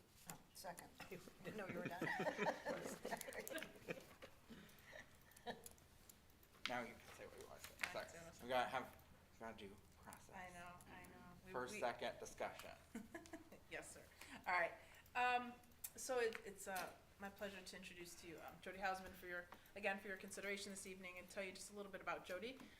Jody is currently the executive director of Connect, which is an information technology center similar to NeoNet, kind of the competitor. Jody was also superintendent of Bay Village and Perkins, which is located in Sandusky. She was a curriculum director in Parma for a number of years, as well as a K-6 elementary principal and an elementary teacher. She also was awarded the National School Public Relations Association Superintendent to Watch Award, and also was the recipient of the BASA Women in Leadership Award, which, as you know, a group of us went last year and will be going this year as well.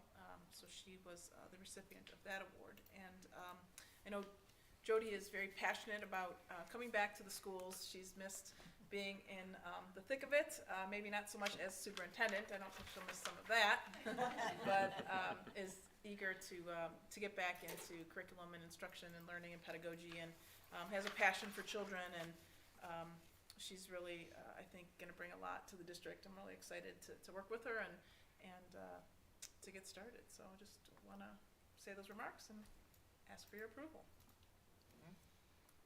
Questions or comments from the board? Well, I Googled you and you came out with shining results. So, and I actually, I'm in a group of Northeast Ohio School Board members. We meet on Zoom twice a month, and one of them's from Bay Village, and I asked him about you, and he had very, very good things to say about you. So, you come highly recommended. So, we look forward to getting to know you, and we always applaud people when they wear black and gold. Yep. Please call the roll. Ms. White? Aye. Ms. Coco? Aye. Mr. Gomez? Aye. Mr. Harris? Aye. Ms. Schaefer? Aye. You're approved. You want to come say something?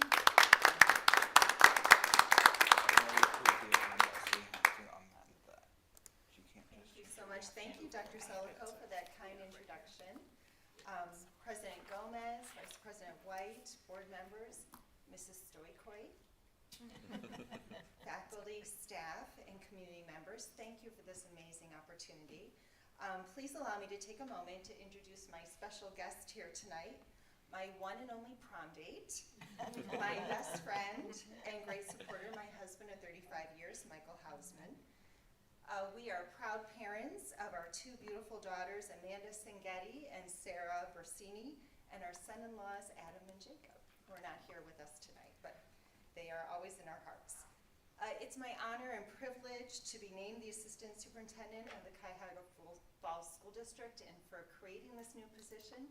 I appreciate the investment that you're doing, and we don't want to let you down by any means. Cuyahoga Falls is such an amazing community steeped in history. From the river, the beautiful greenscapes, the commitment to the schools, the wonderful campus that's coming your way. It's going to be innovative and transformative. We call it that third teacher, how a learning environment can be a third teacher and support wonderful new opportunities for kids where they're thinkers and creators and leaders. And so I commend the community and the board for that kind of support. I'm most impressed with tonight. Let's just start with tonight. This was an amazing evening, and I love being here. So it was a great first impression of everyone. And your fine arts programs, your commitment to diversity and accepting of all students and equitable access for all your children, I think that's amazing. I appreciate Dr. Selico's life of service, and I'm going to be her cheerleader all the way to support her in any way I can. And I have a passion for early literacy. That's probably where I kind of geek out in my studying of pedagogy. And so I love to kind of pick that back up again and enjoy that. I met Dr. Selico, it's been over 10 years ago. We met in the Parma City Schools when she presented her doctoral research. And she was passionate about students then. You can tell her commitment to serving her primary stakeholder, which is a child, always. And so we align in our beliefs and values, and I think that we'll continue to be service leaders who will do so with empathy and kindness and fun, right? Bring joy as much as we can so that all our stakeholders achieve at high levels. So as a school leader, my greatest joy is to walk those hallways, be in classrooms. I'm inspired to observe teachers and principals, administrators, our staff of all kinds making a difference in the lives of children. I truly appreciate how a learning community comes together, which is very apparent here tonight, where we believe in something bigger than ourselves. And so I'm just so proud to be part of the Cuyahoga Falls family, to be a Black Tiger, and I'm humbled by this offer, so thank you very much.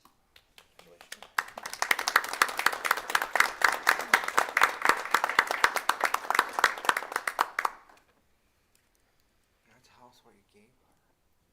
I'm sorry. Tell us what you gave her. Some spirit there, and a button, a pin, Yes.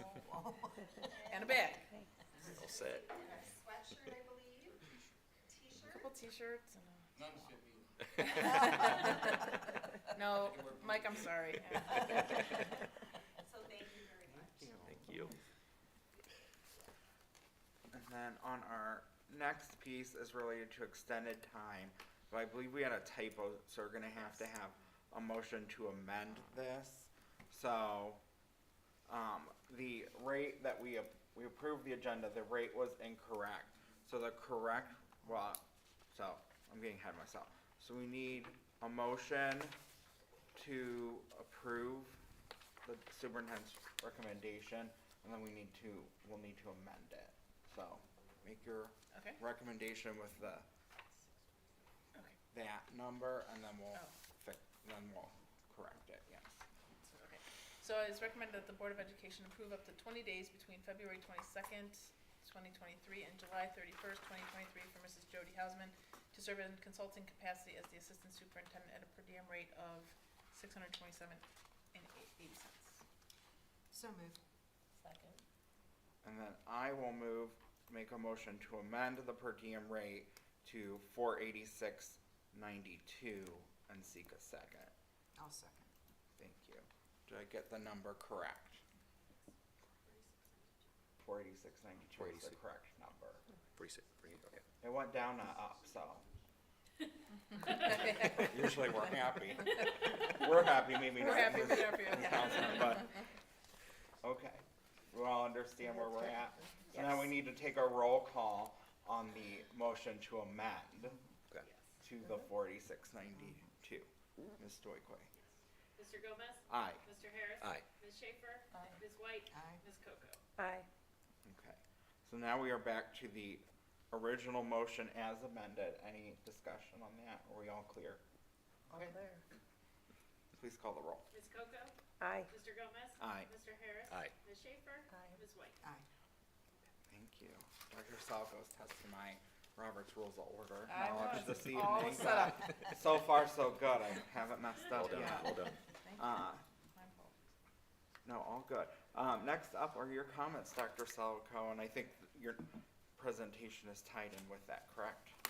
Yes, I'd like to spend just my comments in honoring Black History Month, and so I wanted to share with you some of the things that were happening around the district. As soon as we get it pulled up, there we go.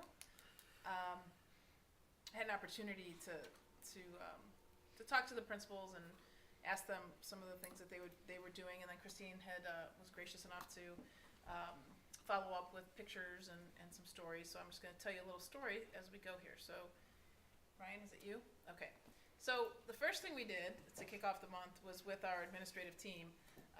It's Chris, my assistant, put together a Jeopardy, which I guess this is a play on it, Jeop Party. It was a Black History Month edition, but he came up with the questions, and we had a good time. We divided up into several teams, and we had different categories that he created, inventors, and I think there were hairstyles and music and different things. And so we were just, I think we all agreed that we learned a lot in doing this. So it was a fun way to celebrate Black History Month with our group. So heading in from there, we have some activities at elementary, I believe is next. Okay, so Preston had 4th grade and kindergarten students work, and they were researching Black men and women who had historical impacts, and then they co-presented their projects that followed. And here are some pictures. So we have some visual. Oh, he's wearing a Wakanda I was gonna say shirt. Wakanda. Yeah. Okay. A couple more. So there was a lot of tie-in with Kindness Week, a lot of happening in February. Black History Month, Kindness, Martin Luther King Jr. Day. Okay.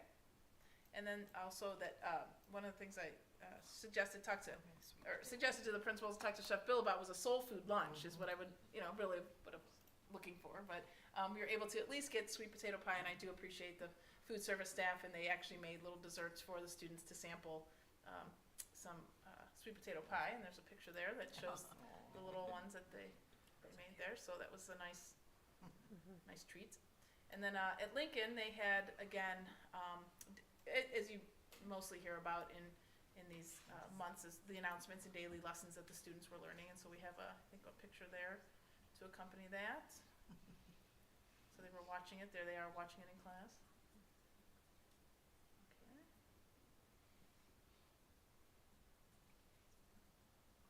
And at Price, they did a lot of work with Martin Luther King Jr. and his message, and emphasizing love and kindness. And so there's some student artwork that we saw there. My little one, Auden, is always making that gesture with her hands. Get that heart? I don't know. That must be something big. But I'm always getting that from Auden, Yeah. when she's not crabby. So I get the heart just for you, Mrs. Schaefer.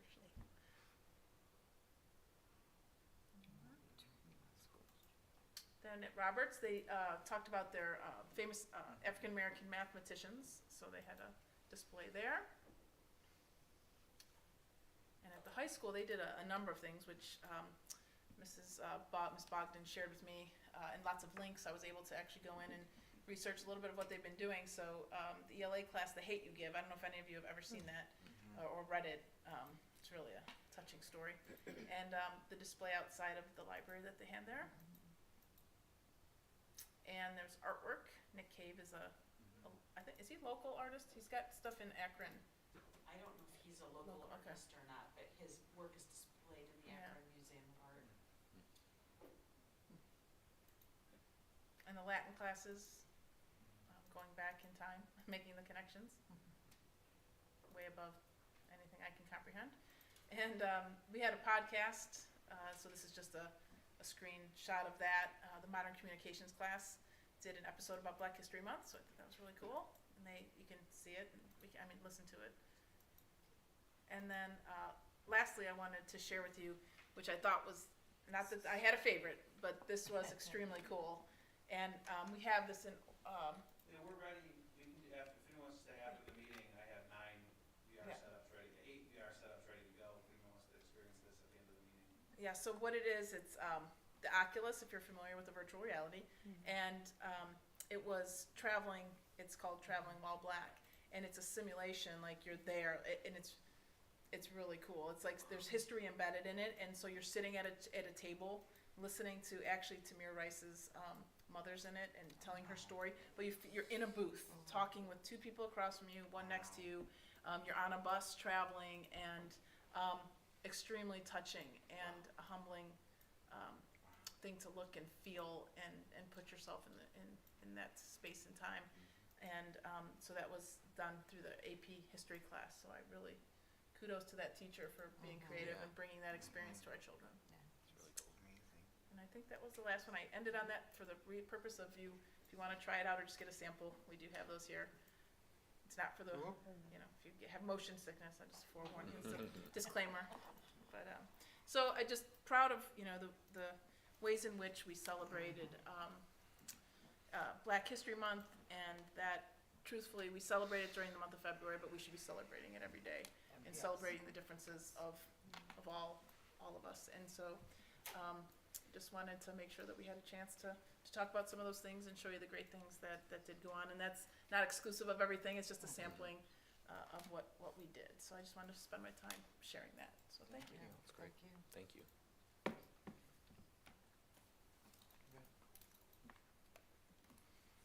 That's it. Yeah, thank you. I'm sure you'll fill in all the other things, but I just want to spend my time there. Thank you, Dr. Salko. I think it's very important to highlight that, and I think, for many of us that have a lot of experience in the school district, to see how the diversity is changing, those of us that graduated from our school district can tell you what it was like when we were here, and to see what it is now, and to see that not only is it different, but that we're embracing the diversity and the difference. It's very exciting for us all to get to be part of it. So thank you for helping lead that charge. Thank you. Okay. Item I, board business. First up is policy first read. We have a selection of policies for first read here for you. My scroller's not working. 1 second.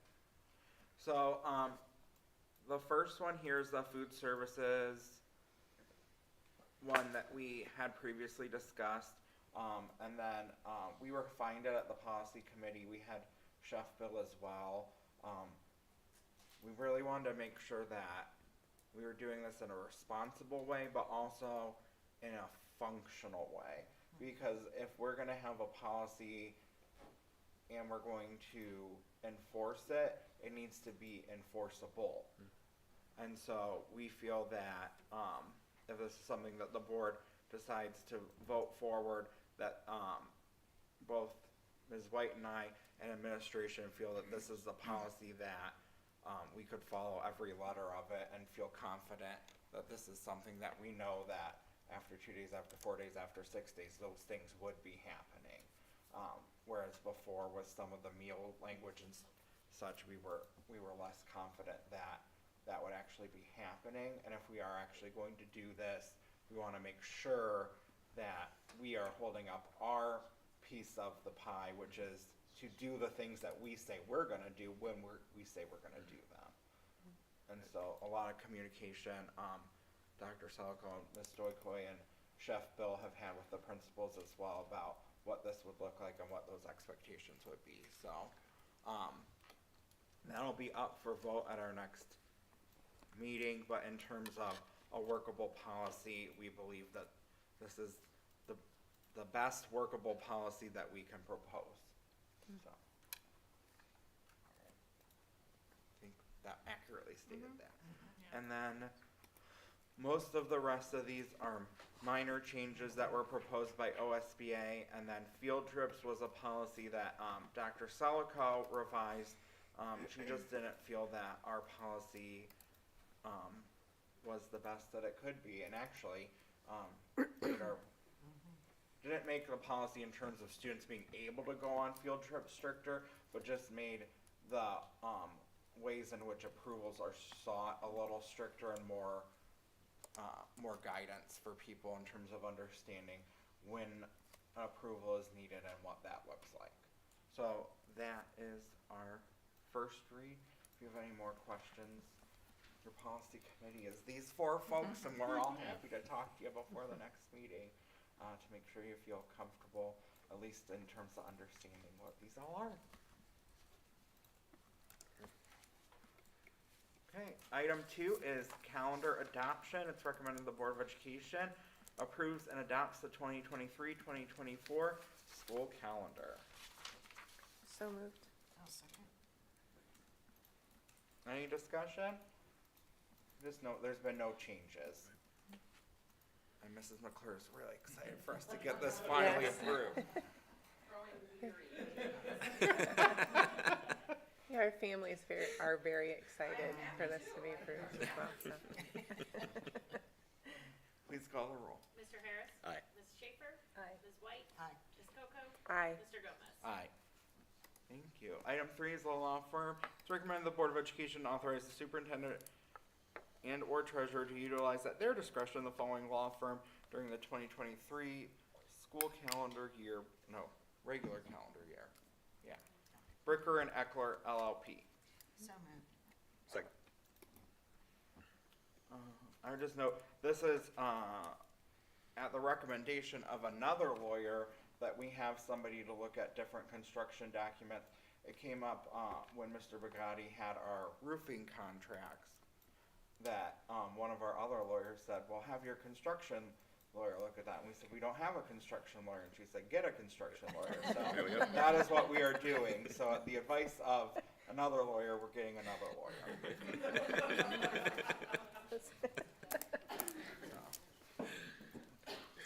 Please call the roll. Ms. Schaefer? Aye. Ms. White? Aye. Ms. Coco? Aye. Mr. Gomez? Aye. Mr. Harris? Aye.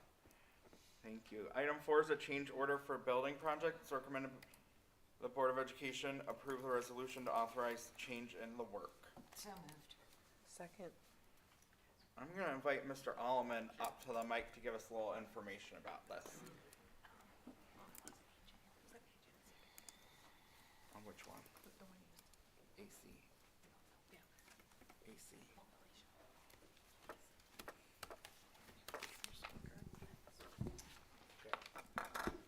Hey, can you hear me? Thanks for having me tonight. Yeah, so what we're approving tonight is the work to install aggregate stone piers. And I think Mrs. White has sat in on our meetings and probably knows more than you want to know about aggregate stone piers. But essentially, I'll tell you a little bit about them. We all know that the soils out there aren't as favorable as they could. So there's 2 ways to address that. One would be to essentially take out the unsuitable soils and bring in new soils, and that would be in multi-million-dollar range of pricing to do something like that. But what we did was we took a look at what if we installed what we're calling aggregate stone piers, and what they do is they stabilize the soil. So they sit underneath the building perimeter foundations, and they sit underneath the column foundations within the building. And they stabilize that soil below the foundations to improve the capacity and load bearing that they can handle. So that was as when we were doing our estimating at our design development phase, that was a significant savings to do it that way. We were at that time estimating that to be around, I think, $640,000 or so. This change order, we went out for competitive bidding. I think we got 3. I think Hammond Construction got 3 bids within a range. This was the lowest bid, but we worked with Hammond in scope review, and we feel that this company has covered the scope of the project, and it came in at, I think, $580,000. So we did realize some bid day savings that compared to our estimate that was provided with a DD submittal, so that's good there. The reason why we waited to do, so this is being processed as a change order to the contract for the early site work. The reason we waited was, really, we wanted to time it right. Going to early site work, we said, if everything goes right, we'll be at a right place to do this, and everything went right this fall, and we're this is the time and place to do that. So they stabilized the building pad out there, and they're gonna go, within the next month or so, they're gonna start this work out there if you all approve this tonight. So, I hope So I are we did a good kind job of like, I know explaining you're that. not the construction side, so Yeah. not trying to put you on the Sure. spot for that, but like, are we kind of like ahead of where we thought we would be so that we're able to do this? Yeah, this is, we're in a good, we're on time with everything, yeah. So I wouldn't say that we're ahead, but I'm trying to channel my Jeff Adams here. I wouldn't say that we're ahead, but we're on time. This is the right time to do it, and this is the time we were Undersell and hoping to do it, yeah. over-deliver. This is the time we were hoping to do it, and it worked out, so we're in a good position, yeah. Okay. And then this was budgeted for in like the overall Yeah, budget. yep. So then we're seeing a 60,000 savings. Right. Maybe you don't know, if you don't know this, that's fine. But was the 640 what we thought it would be originally, or was that with the assumption that everything was this like 10% more? No, that was what we thought it would be at the design development, at our most current budget. Okay. Yeah. Okay. Does that answer that question? No, it does. Thank you. And I know, the other thing that I wanted to clarify, we've talked about and reviewed the project contingency, which is in the project to cover change orders. This is actually not even coming out of that. This is completely separate. This was budgeted for completely separate, so. Can you say that again? Because I didn't catch. Yeah, so, we have a project contingency Yes. set up that we've talked about that most of our change orders Yeah. are gonna be applied against. This will not. This is completely separate. It's funded separately as part of the project. So it's not, when we pass the whole change order thing, we talked about the whole tracking, the numbers and the percent. Yeah. This wouldn't be counted against that, is what you're Correct, saying. yeah, right. That makes sense to me. That helps answer part of my question, because I talked to Dr. Salko about that. But, so it looks like this came like 9.375% under budget. So, hoping that means projects. I'm assuming that means, right? We're assuming that means the project's gonna come in 9.375% under budget, cause that bid window's closing here pretty quick. So, I'm just reading all I can do is read the tea leaves at the bottom of my cup. I wouldn't apply it to the whole project as a whole, but no, that's a good sign that. Yeah, it's making me feel optimistic. I feel optimistic now too. 9.375%, I'll take it. I was just at 10. Just throw 10 out there. Christy's 15. gonna be applying that to all kinds of things to come up with your next meeting. I've gotten to know her well enough. She's gonna have all kinds of diagrams written up by the Yeah, next. we'll have a presentation on how we're using it. Yeah, 9.375%. It's a good number. It's a lottery number. That's gonna be my pick 4. Does anyone have more questions for Mr. Allman? I appreciate that. Thank you. That was very helpful. It helped me understand more about this. I think we all feel good. And it's helpful to know more about it. So, yeah, thank you. Thank you. very much. Appreciate it. Okay. Ms. Stoic, will you please call the roll? Ms. White? Aye. Ms. Coco? Aye. Mr. Gomez? Aye. Mr. Harris? Aye. Ms. Schaefer? Aye. Thank you. Item 5 is future agenda items. We have several things coming up in March. Ms. Stoikoi is going on March 8th give that presentation on the project financing to help us understand that as the bidding window closes here at the end of this month, and then in March they're working on the GMP so that we have a little bit more understanding of the financial piece of the project as we work towards making whatever hard decisions that we might have to make. But maybe with that 9.375% savings, we won't have to make, that might be taken care of, or we'll be in a better position. So hopefully, I'm full of optimism. Or if your pick 4 come through. Yeah, you can pick Straighter box. Yeah. So we do have that. We also have our first goal monitoring session for the strategic plan.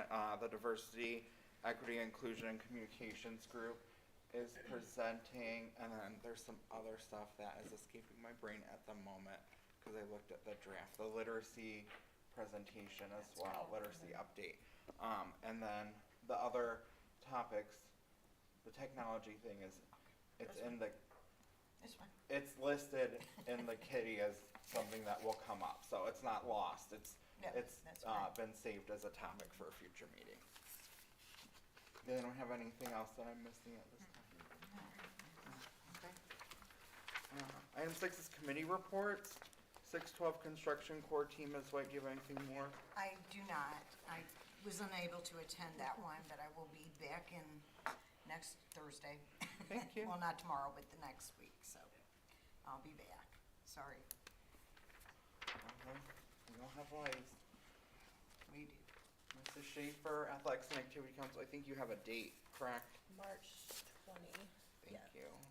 Board policy, we gave you our first reads, but I think we're gonna have to set a meeting because we got one policy sent from OSBA, and then I think the dress code policy is now up to us, and then at some point in the near future, acceptable use is gonna come to us as well. So we'll have to regroup and work to set a meeting in the near future.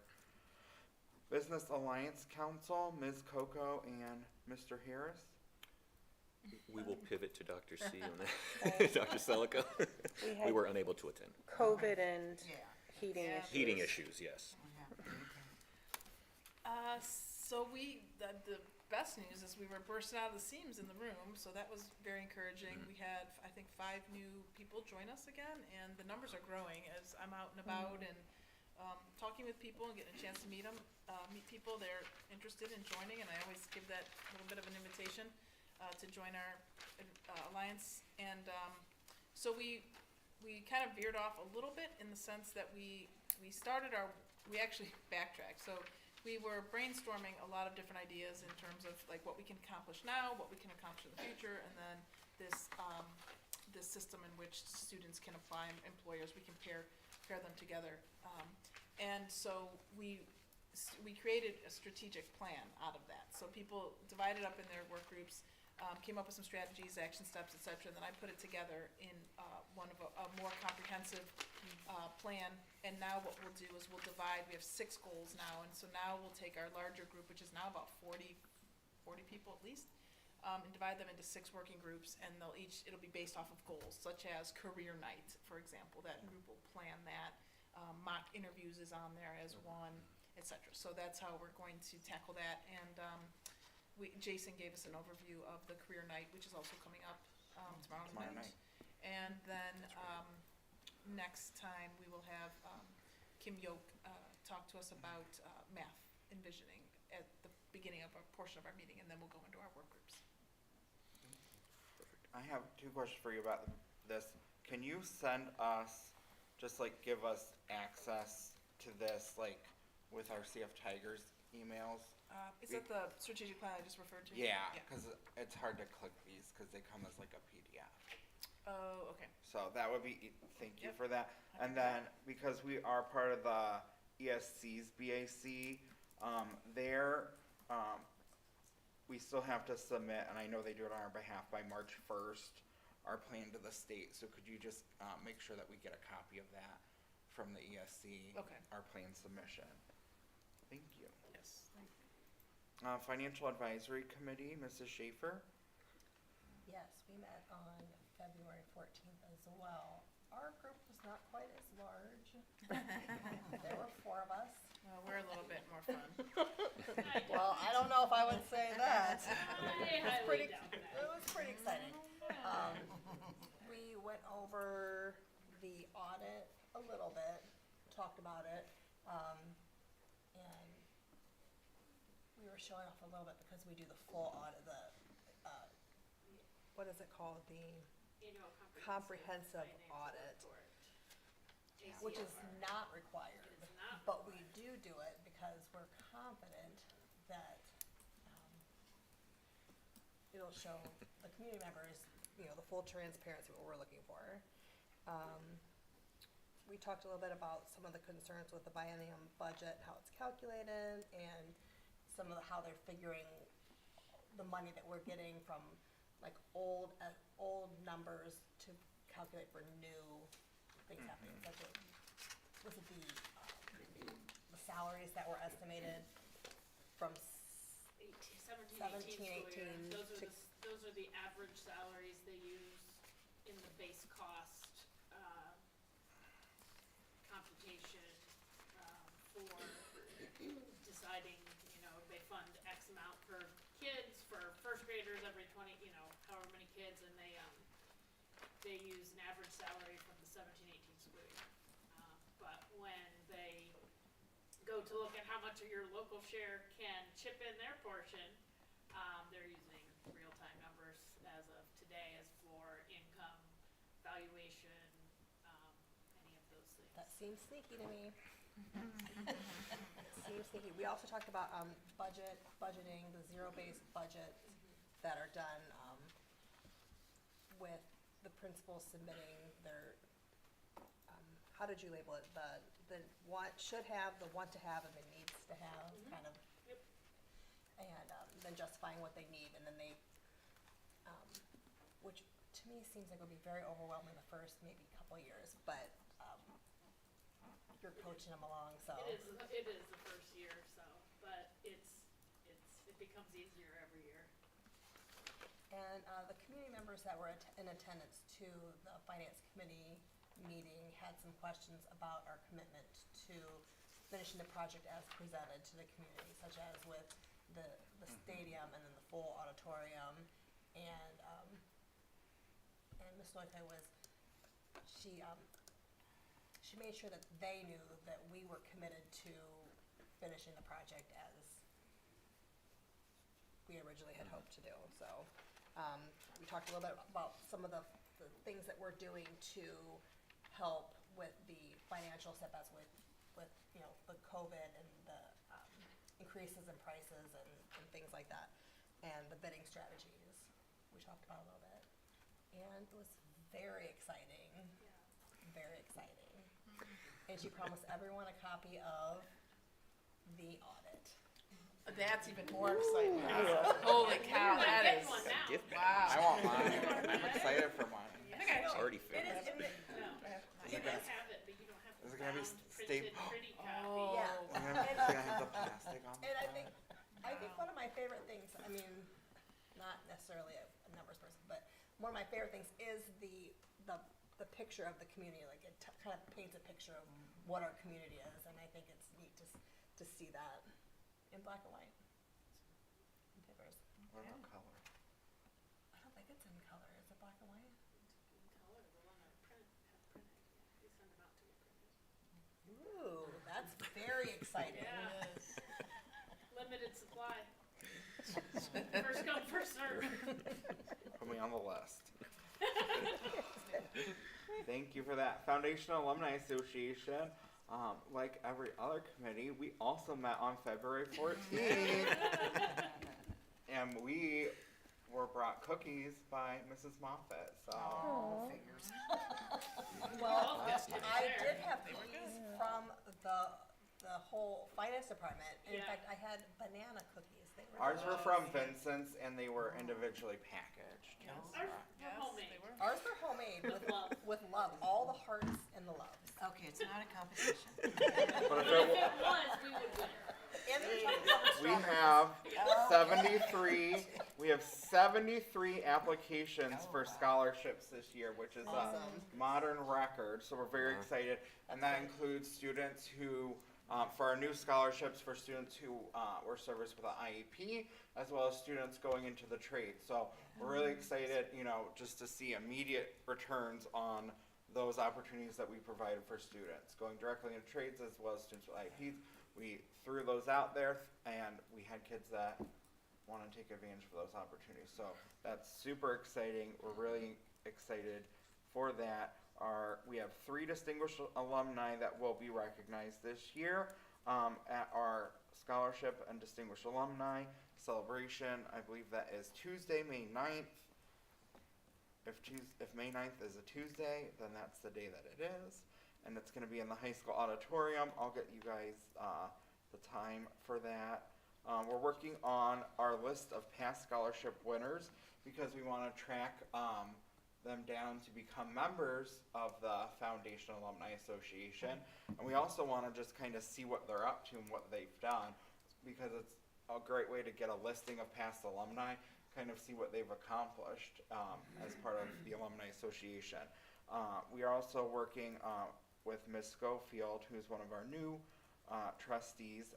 She's working on a 1-pager of quick facts about the Alumni Association for us to carry around when we go out in the community and talk about the Alumni Association. We're also talking about new ways to fundraise, and you need to, if you have not re-upped your membership has expired, and your access to our website has expired. So you need to re-up your membership if you have not, because we are phenomenal and you want to be part of us. So that's that on the Foundation Alumni Association. Legislative Liaison, Mr. Harris. Yes, very quick. I bought myself cookies, so it was just me doing this. None for your pregnant wife? You're right, you got me. Yeah. I shared. So Speaker Stevens introduced his priority bills. I'm just going to briefly go down through a few of them here. House Bill 1, that's a bill that would institute a flat tax and eliminate some property tax rollbacks. If signed into law, this bill would cost local governments and school districts an estimated loss of $1.2 billion annually. House Bill 6, or the Save Women's Sports Act, would prohibit transgender women and girls from participating in women's and girls' sports in K-12 schools, state institutions of higher education, and private colleges. House Bill 8, or the Parents' Bill of Rights, would require schools to adopt a policy on parental notification on student health and instruction, student health, and instruction with sexually explicit content. House Bill 11, which is the backpack bill. House Bill 12, which would rename the Ohio Department of Education as the Ohio Department of Education Workforce and would reform functions of the State Board of Education. I think yesterday its counterpart, Senate Bill 1, was in committee and heard testimony.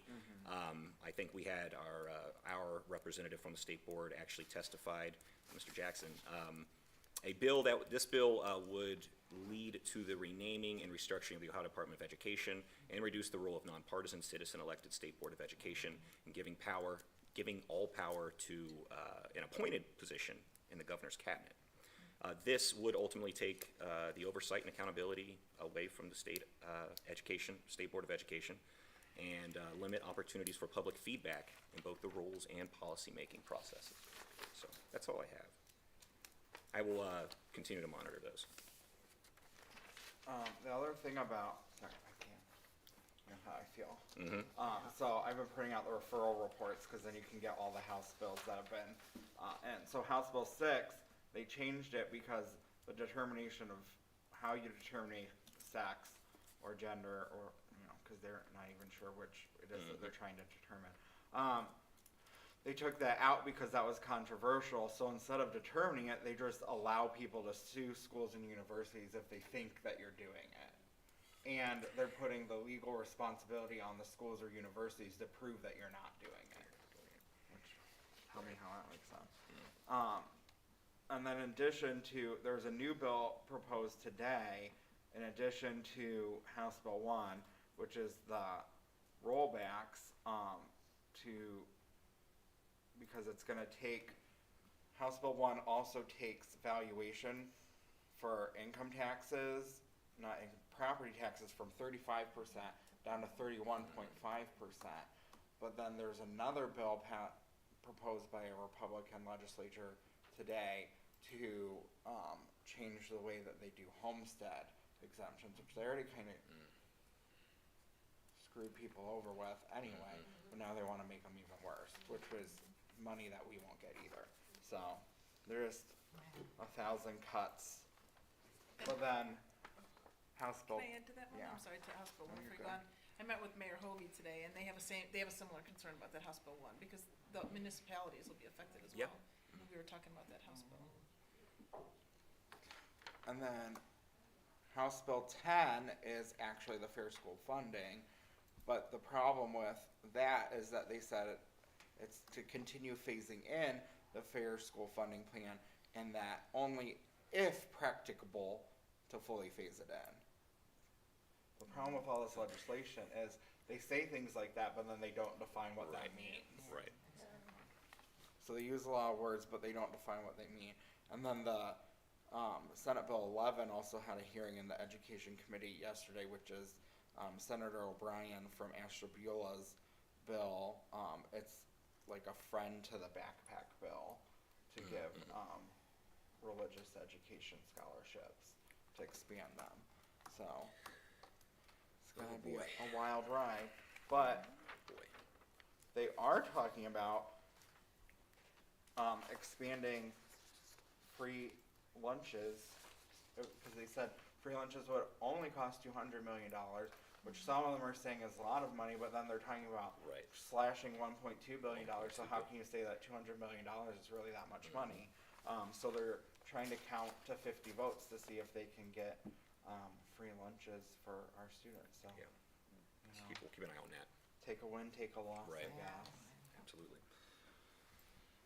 But Tom Jackson did not hold back, and they were not happy Yeah, with it. I would recommend everyone check that out. Watch Tom Jackson Yes. at least, because he was on one. Student Achievement Liaison, Ms. White, do you have anything?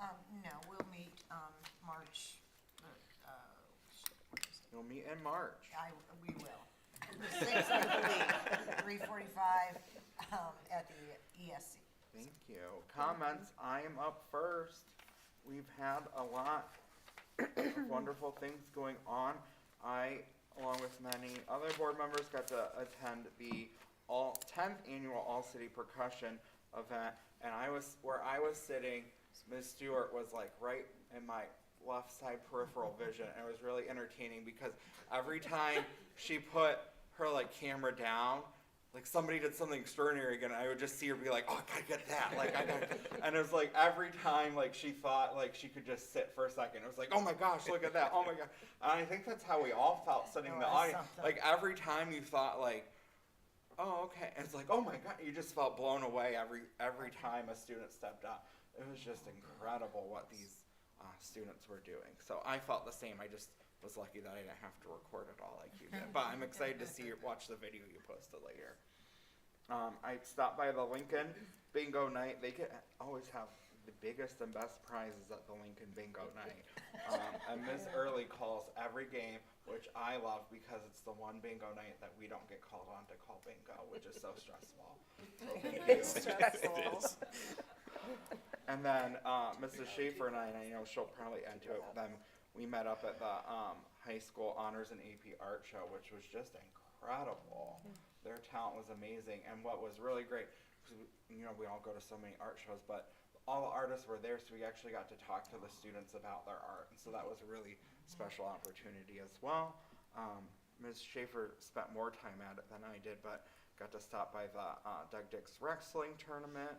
I had an opportunity that I let you all know about. I spoke with our Robert's Voice group because they wanted to talk about that walking path, and just to those 8th graders, just the idea that their idea was even considered by us truly meant so much to them. So I give a lot of credit to Ms. White who brought the idea up at the. It's not my idea. I know, but you're the one that brought it up at the group. So the idea that the fact that their idea would be considered really meant a lot to them. So they were really excited about that. And then I'm really excited about, and I sent this out to all of you, but I'm really pumped about the fact that our city is using its CDBG funds to do a matching grant to our Cuyahoga Falls Library. So the Cuyahoga Falls Library is spending $5,000 of their money And then our city's CDBG funds are matching that at $5,000 to purchase books and periodicals, helping the library create a more visible and expanded community language collection. The project is called the Falls Community Language Project. It will benefit, and these are numbers of our students, by the way, 188 students who speak Nepali, 33 who speak Spanish, and 30 who speak Arabic. And of course, this benefits their families as well. The library already contains a collection in Nepali, Burmese, and Hindi, but they would like to expand upon that and also offer other formats based on information from the school district. And so I am just so over the moon excited about that. $10,000 in with the discounts that libraries get is really going to go far. So super excited about that. That's going to make such a difference for our families. But now is the hard work of communicating with those families and then translating the getting all these resources, like the library card application needs to be translated into all these languages. So there's a lot of work that we have to do in reaching these families to let them know that the resources are there and making them attainable for them. But just the fact that two pieces of our community are coming together to spend $10,000 to benefit our students is just so exciting. And it's about, I think it's just that idea that we are the hub of our community. So I'm thrilled by that. And then lastly, today I was in Ms. Curtin's second and third period class, her gender studies class. They wanted to talk about what does the Board of Education do in relation to our policies on gender expression and pronouns, and just other things that we do, and just to me in general. And so I was really excited to get to take them a copy of our resolution that we passed in December about Title IX, because they've been studying Title IX and what the State Board of Education did. So they were familiar with the injunction that Dave Yost is seeking and the resolution that they passed, and so I got to read them part of our resolution. They were really grateful to know that just in the way that we stood up for them. So they were very grateful. So to all of you, thank you as well. Great. And you're up next, Mr. Harris. As always, congratulations to our top Tigers and our award recipients this evening. Leslie, you're amazing. You're amazing. Everyone's amazing. Leslie, you're extra amazing. I was able to attend also the Honors AP Art Show at Upfront Art Space last week.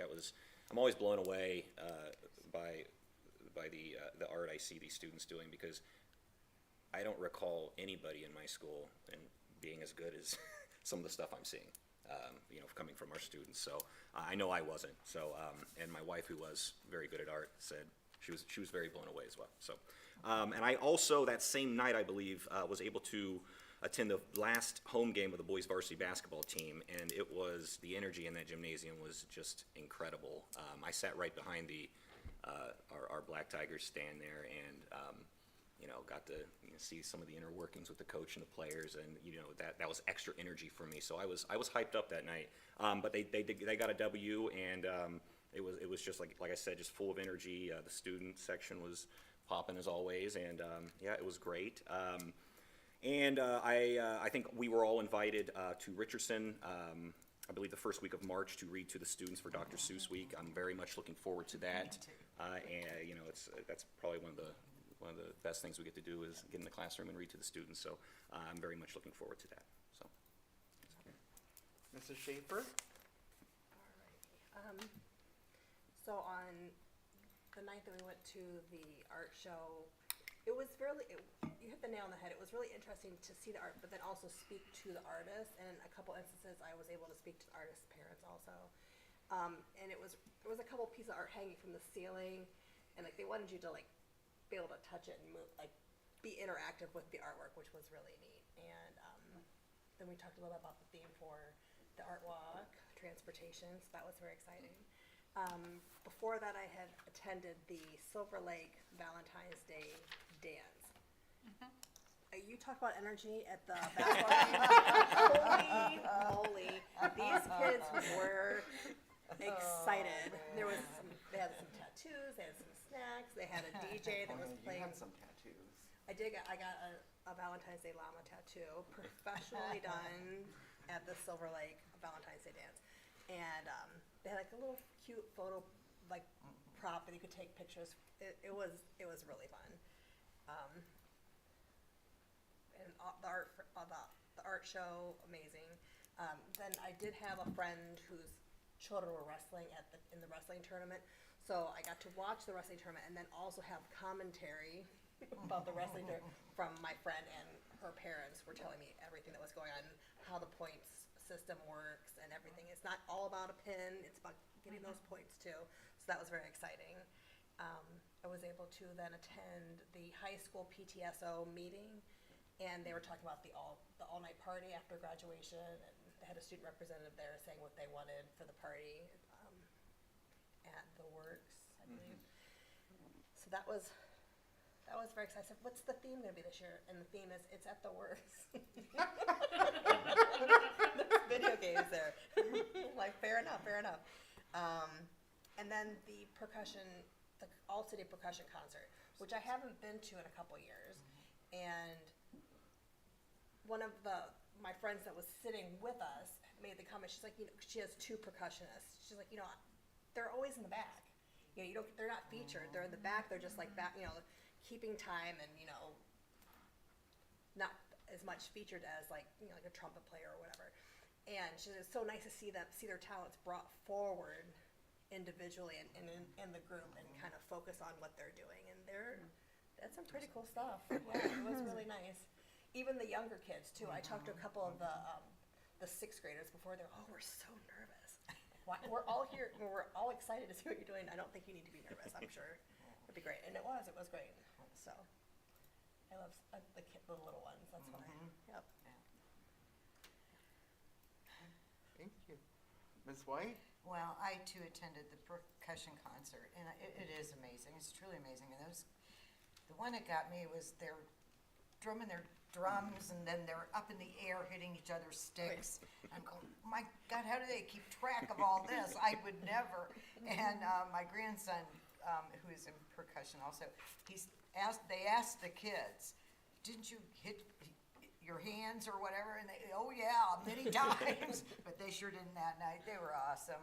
It was so good. Congrats to the women's basketball team. They have a winning season this year, so I just wanted to shout out to them.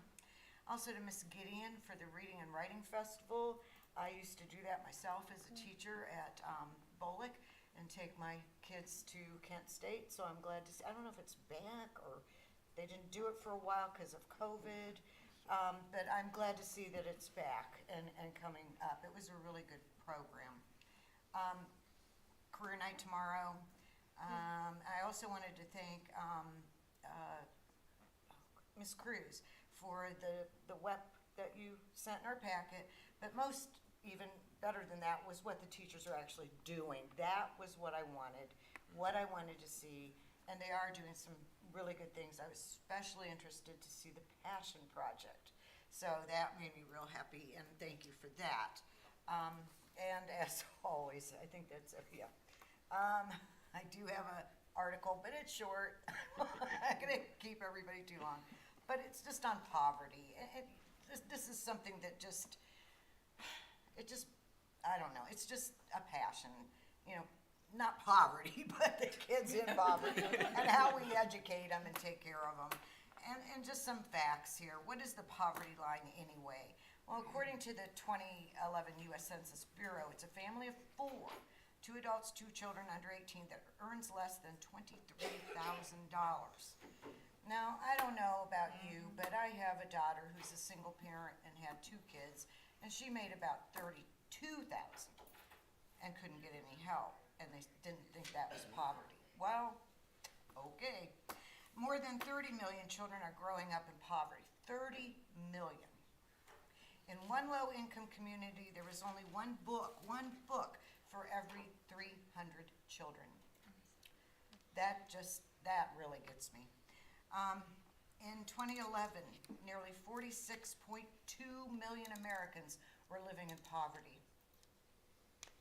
Children living in poverty have a higher number of absenteeism or leave school altogether because they are more likely to have to work or care for family members. Number 5, dropout rates of 16 to 24-year-old students who come from low-income families are 7 times more likely to drop out than those from families with higher incomes. A higher percentage of young adults, 31%, without a high school diploma live in poverty, compared to 24% of young children who finish high school. Number 7, 40% of children living in poverty aren't prepared for primary schooling. And that, well, it goes back to having those books. Number 8, children that live below the poverty line are 1.3 times more likely to have a developmental delay or learning disability than those who don't live in poverty.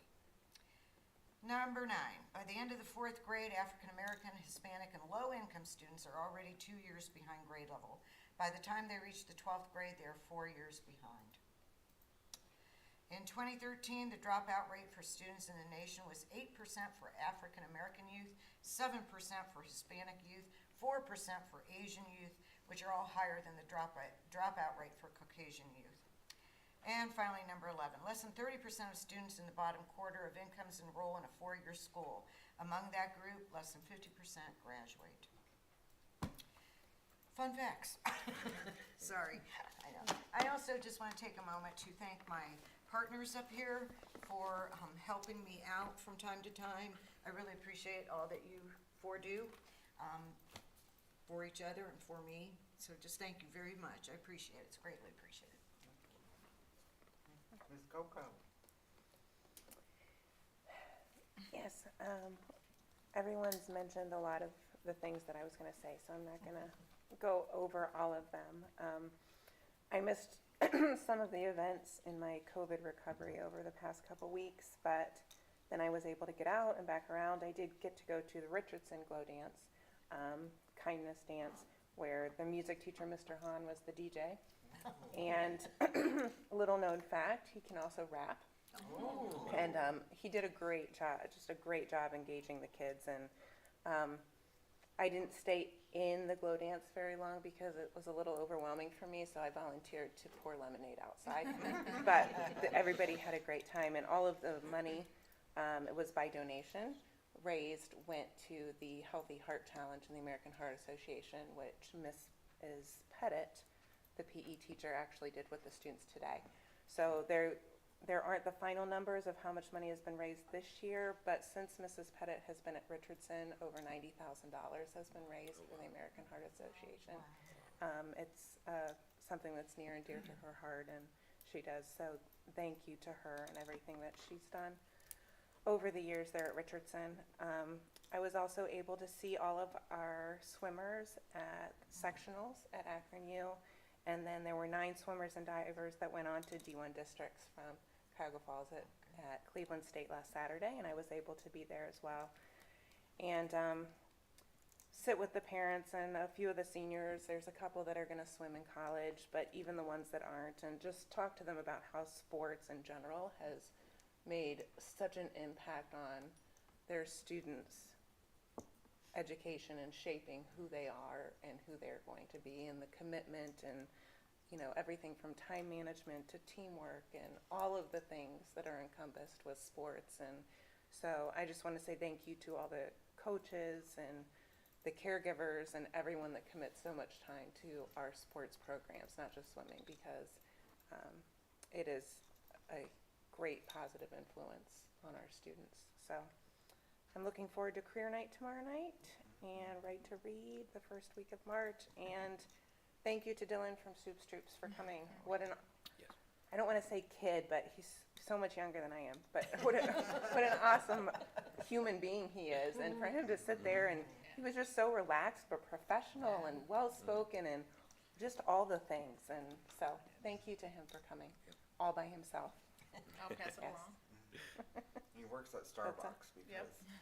At Portage Crossing? No. Well, I don't know, because sometimes they have them work at different ones. Graham? But I see him at the Graham Road Oh, one. okay. Good to know. Good to know. Okay. Now we can all go stalk Dylan. Well, I don't stalk him, but I just go to that store. For the record, none of us Right, are it's like stalking a lot of Dylan. coffee. Okay. next item is an executive session.